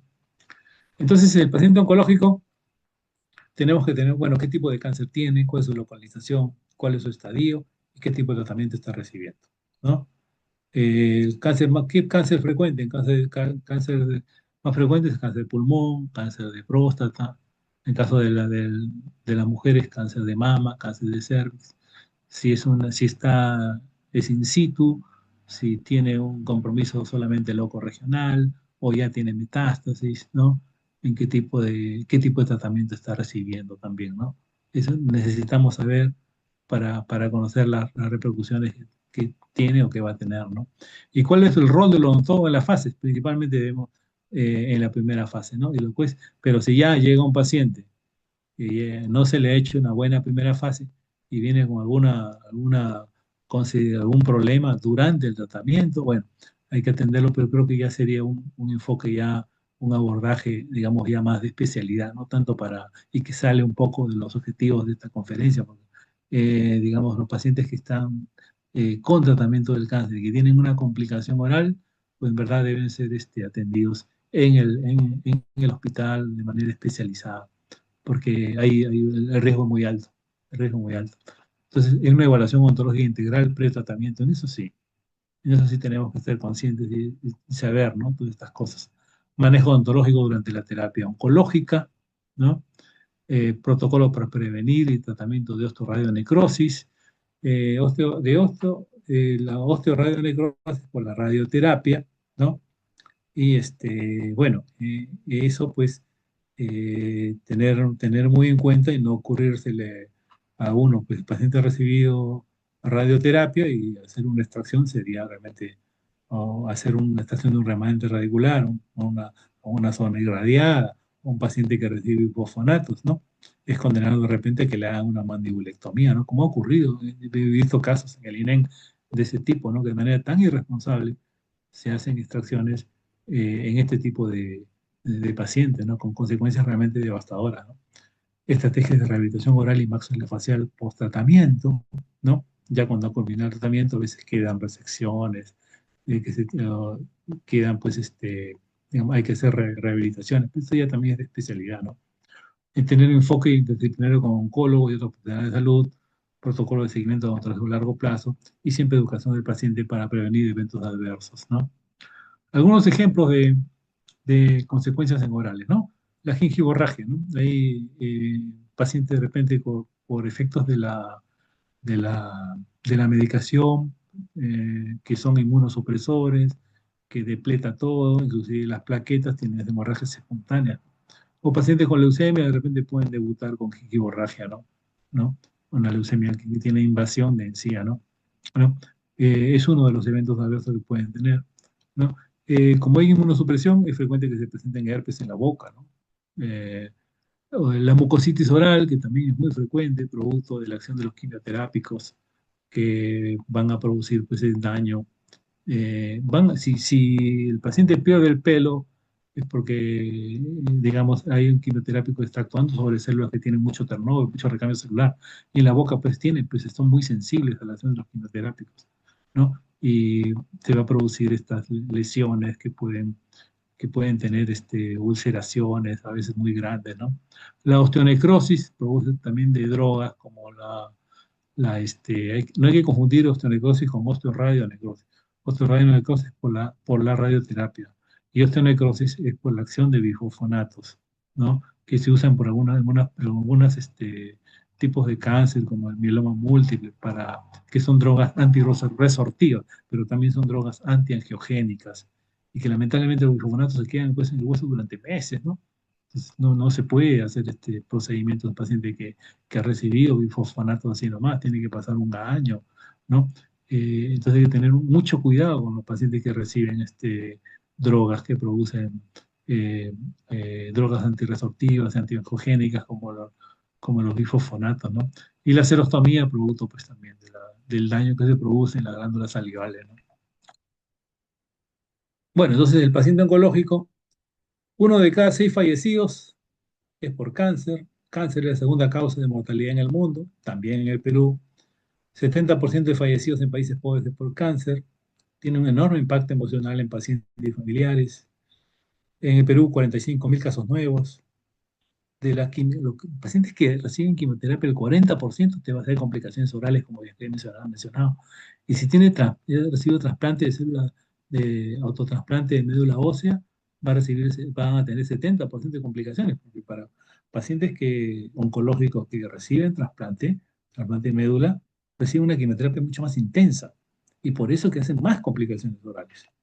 El enfoque multidisciplinario, casos aumentarán en 32% en el 2030, ¿no? El odontólogo, ¿qué debe saber? Tiene que tener conocimientos de quimioterapia, las drogas que recibe el paciente, las consecuencias, la radioterapia, el tema de la osteoradionecrosis, la cirugía que se está haciendo, que se hacen, las drogas target, comprender la fisiopatología de los eventos adversos, llámese serostomía, llámese mucositis oncológica, ya, llámese osteoradionecrosis, osteonecrosis, prevenir y manejar los eventos adversos, sobre todo prevenirlos. La primera etapa de atención es la más importante. Ese es un mensaje que hay que dejar ahora, ¿no? El protocolo de atención es en tres etapas, pero la más importante es la primera, ¿no? La más importante es la primera. Si se falla en eso, pues las repercusiones son terribles. Consulta dental, primera línea de prevención. Y odontólogo es, por supuesto, y debe ser parte del equipo, ¿no?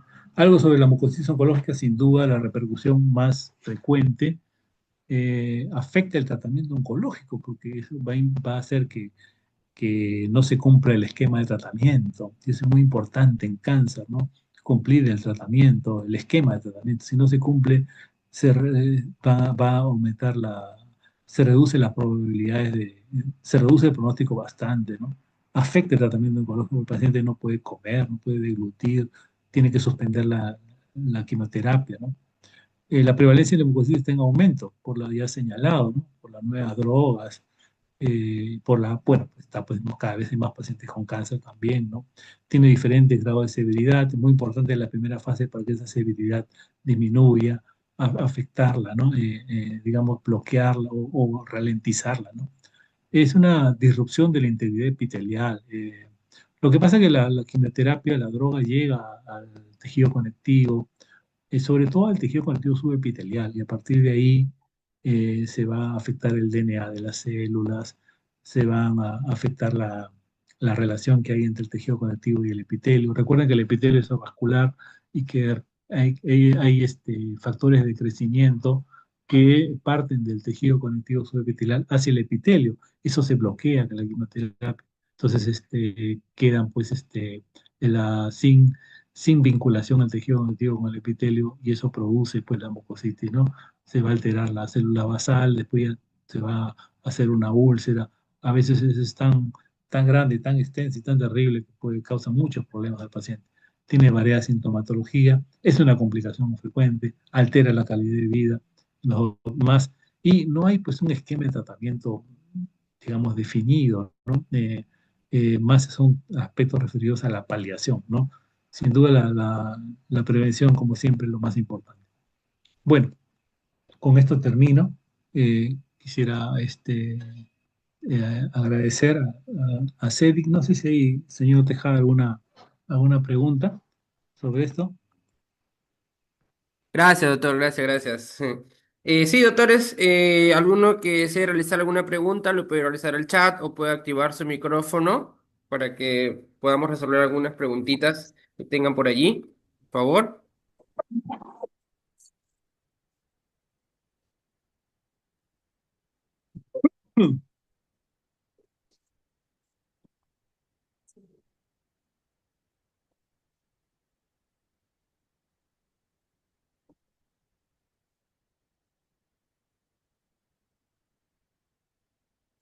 Buenas noches, doctor. Buenas noches.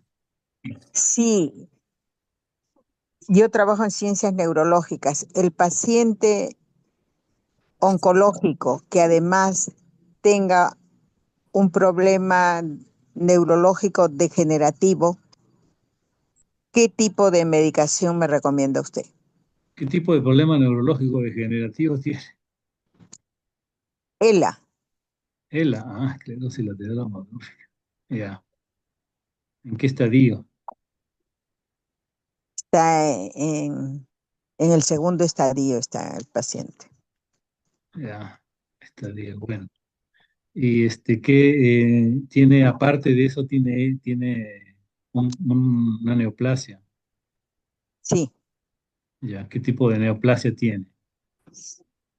Em, He visto ahí todo lo que usted ha presentado y efectivamente tiene la lengua, las papilas gustativas, él ya no siente el sabor a los alimentos. Alteración, sí, ya. Pero ¿qué tipo de cáncer tiene? ¿Qué tipo de cáncer? Sí. Ha hecho cáncer cerebral también. Pero ha hecho también porque la mayoría de los cánceres cerebrales son metástasis. Entonces es un secundarismo o es un cerebral primario. No, es un cerebral primario, Ah, ya. ¿Qué porque tipo de cerebral primario es un? ahí tratamos todos esos casos complejos. Ya, cerebral primario, ¿y qué Ujú. tratamiento está recibiendo?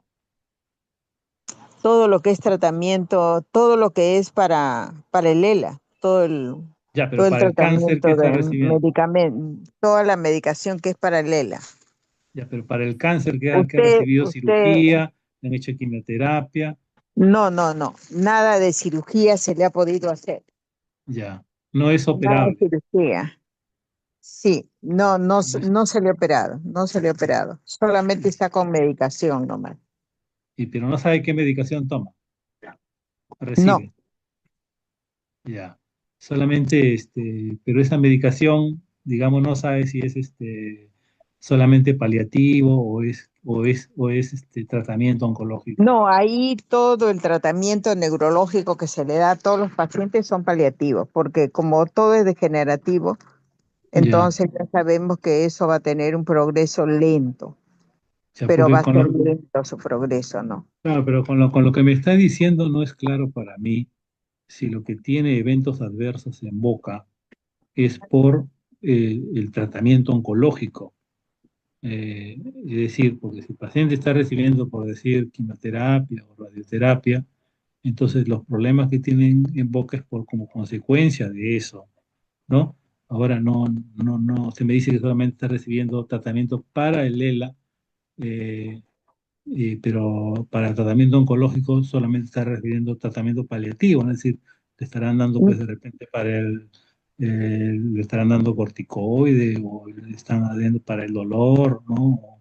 O morfina, no sé, o anticonvulsivantes, No, no, no ha llegado a morfina, anticonvulsivantes toma.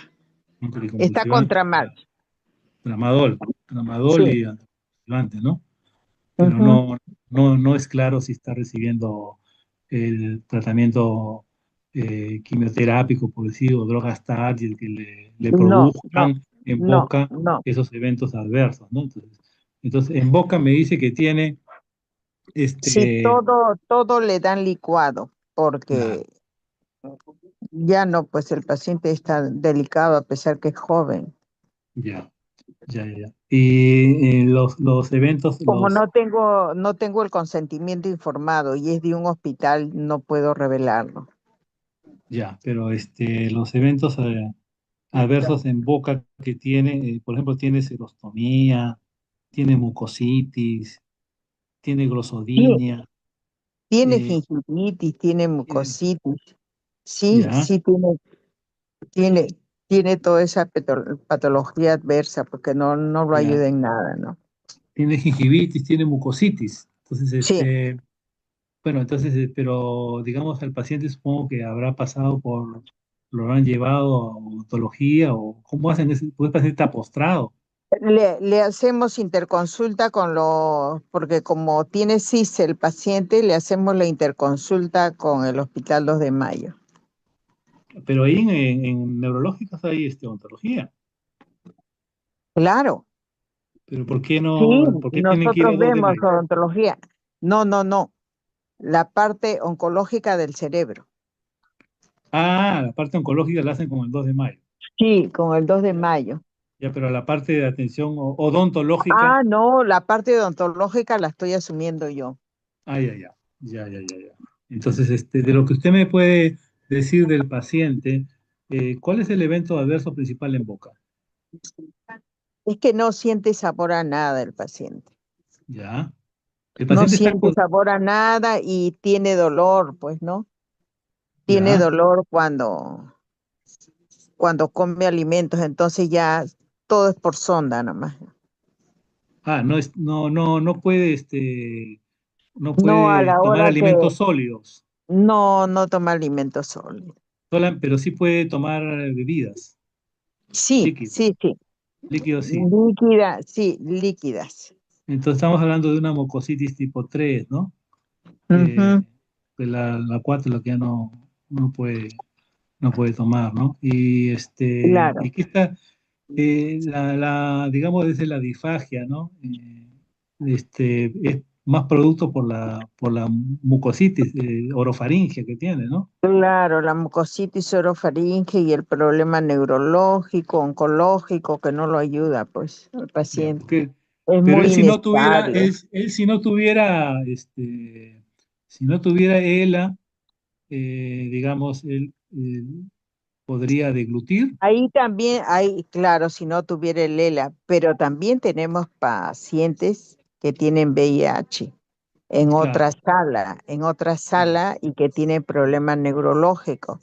sí, Y sí, sí, entonces esos pacientes sí, uy, las encías las tienen pues claro. mal, mal, completamente mal, la lengua, le sangra las encías, pero ellos así tienen fuerza y comen.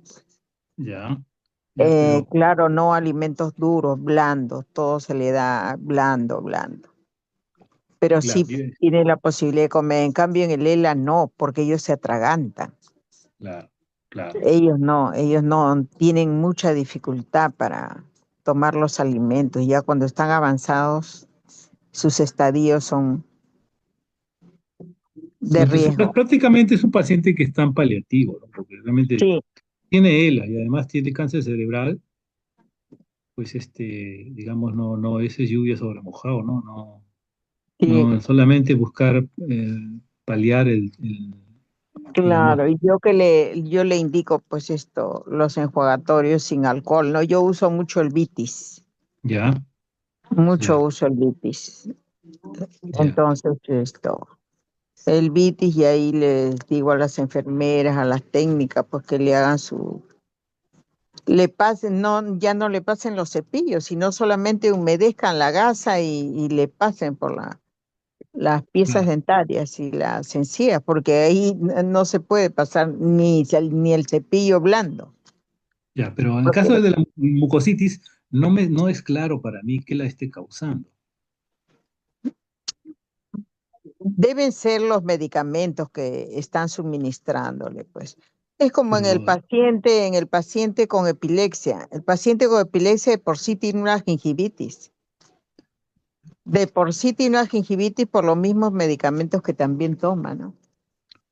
ya, pero digamos, Le debilitan las encías, le debilita el tejido óseo, entonces se le ya, rompen las pero piezas dentarias, pero no se le puede suspender. de lo que está tomando el paciente, no me es Ujú. claro para mí qué droga le está causando la mucositis, ¿no? No es claro para Ah, mí qué medicamento le estará causando. Tendría que claro. ser mira, yo pensaría en un quimioterápico, pero no hay quimioterápico, ¿no? Entonces, alguna droga inmunosupresora también podría ser, ¿no? Sí, le están dando drogas inmunosupresoras. Ya, Sí, entonces, le pues, están suministrando por vía. ya, ya. Bueno, habría que pensar en una medicación no antineoplásica, pero que le está causando eso por, por otro mecanismo, ¿no? Bueno, entonces, Claro. el tema de la higiene, ahora él también tiene serostomía, También tiene serostomía. La lengua la tiene también afectada, pues. ¿ya? Sí. Y hay candidiasis. Sí, tiene todo eso el paciente. Ah, Está bueno, complicado. bueno, habría que, digamos, hacer un plan de trabajo de problemas que tiene, ¿no? Tiene cándida, tiene ardor bucal, tiene mucositis, tiene enfermedad periodontal, tiene bueno, tiene, digamos, cialosis, en fin, habría que hacer Sí, pues un yo le plan estoy ahí, indicando sus enjuagatorios, su vitamina C, ¿no? ya, Para que le ya, suministren a través de vía también la vitamina C. ya, ya, ¿Cómo se llama? Al de ELA, pues porque el de ELA fácilmente, uy, no, ese paciente se atraganta, entonces por vía le va muy bien. ya, bueno, bueno, ya, pues es un caso sumamente Sí, complejo, ¿no? Que ahí requiere en neurológica los casos, todos los casos son complejos. es muy complejo, que requiere ahí un tratamiento muy especializado de paliativista. ¿Lo ha visto el paliativista? ¿Hay paliativista ahí? No, No hay, ¿no?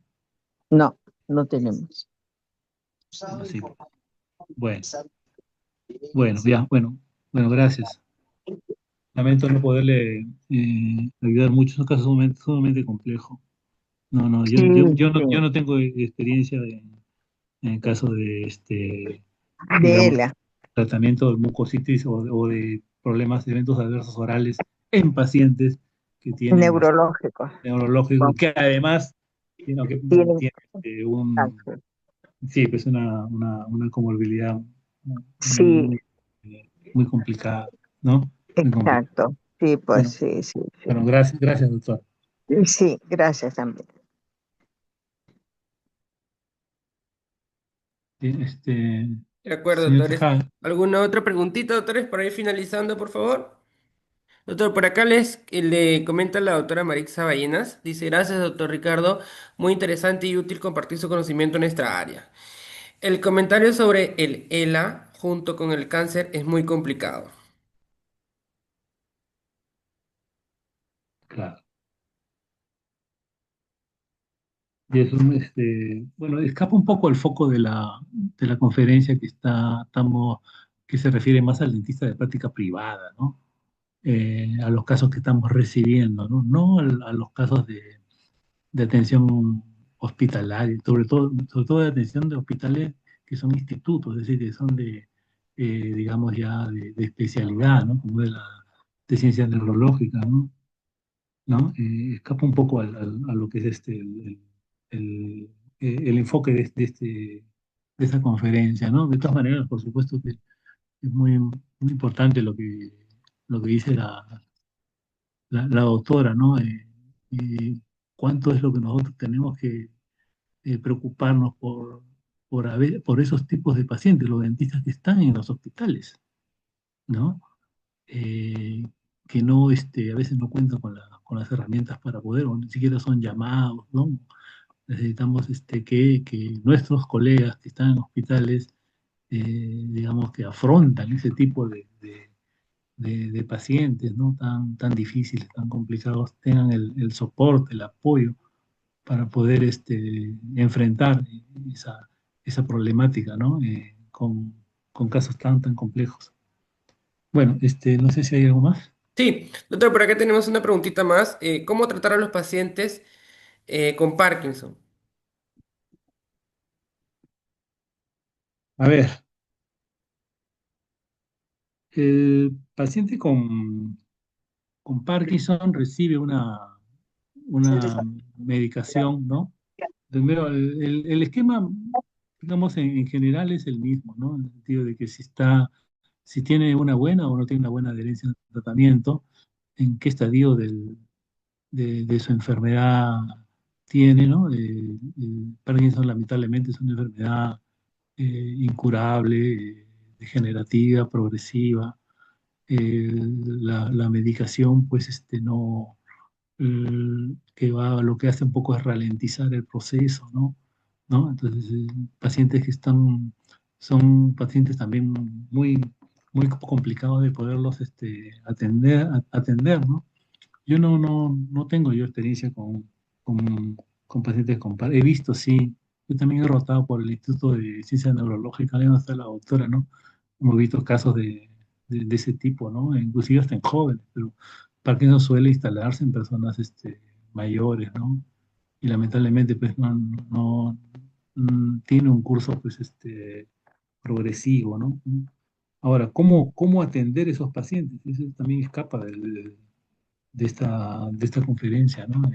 Básicamente estamos ahorrando lo que es la hipertensión, la diabetes y el cáncer, ¿no? En la consulta privada, ¿no? ¿No?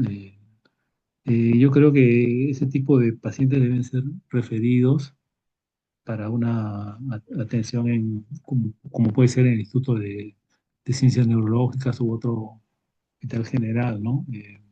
Donde ahí, bueno, pues ya puedan contar con el mejor abordaje para esto, ¿no? Yo no le podría yo decir más sobre esos pacientes que tienen que atención dental en pacientes con Parkinson. No he revisado mucho ese tema, no tengo experiencia. Perfecto, doctor, muchas gracias. ¿Alguna otra preguntita, doctores, para ya finalizar por el día de hoy?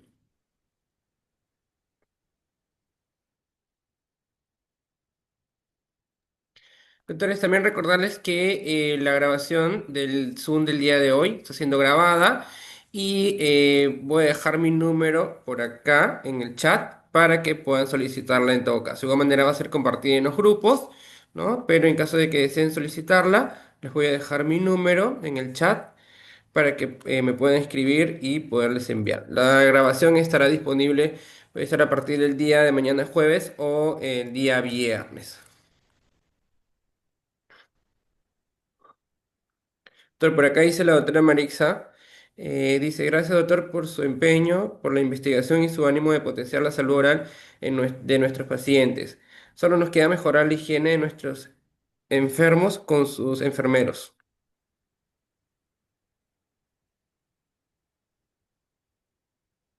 Ok, muchas gracias.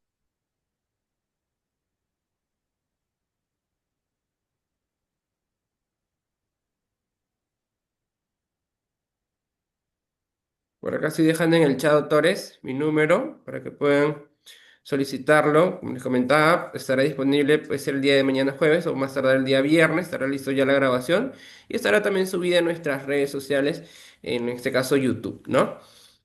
Eh, bueno, creo que no quedan más preguntitas por allí, doctor. Creo que sería ya, estaremos cerrando ya por el día de hoy. Nos vemos en el próximo webinar, que tenemos dos también webinars el próximo mes, ¿no? Y el cual podrán ver la información también en nuestras redes sociales, en nuestros grupos de comunidad CEDIX, ¿no? Ha sido un gusto, doctor. Muchísimas gracias por la ponencia del día de hoy. Un tema bastante interesante que nos puede ayudar mucho en la consulta diaria. Y gracias a todos los que están hasta ahora conectados, ¿sí? Gracias por permanecer allí y bueno, seguimos avanzando con la educación ontológica.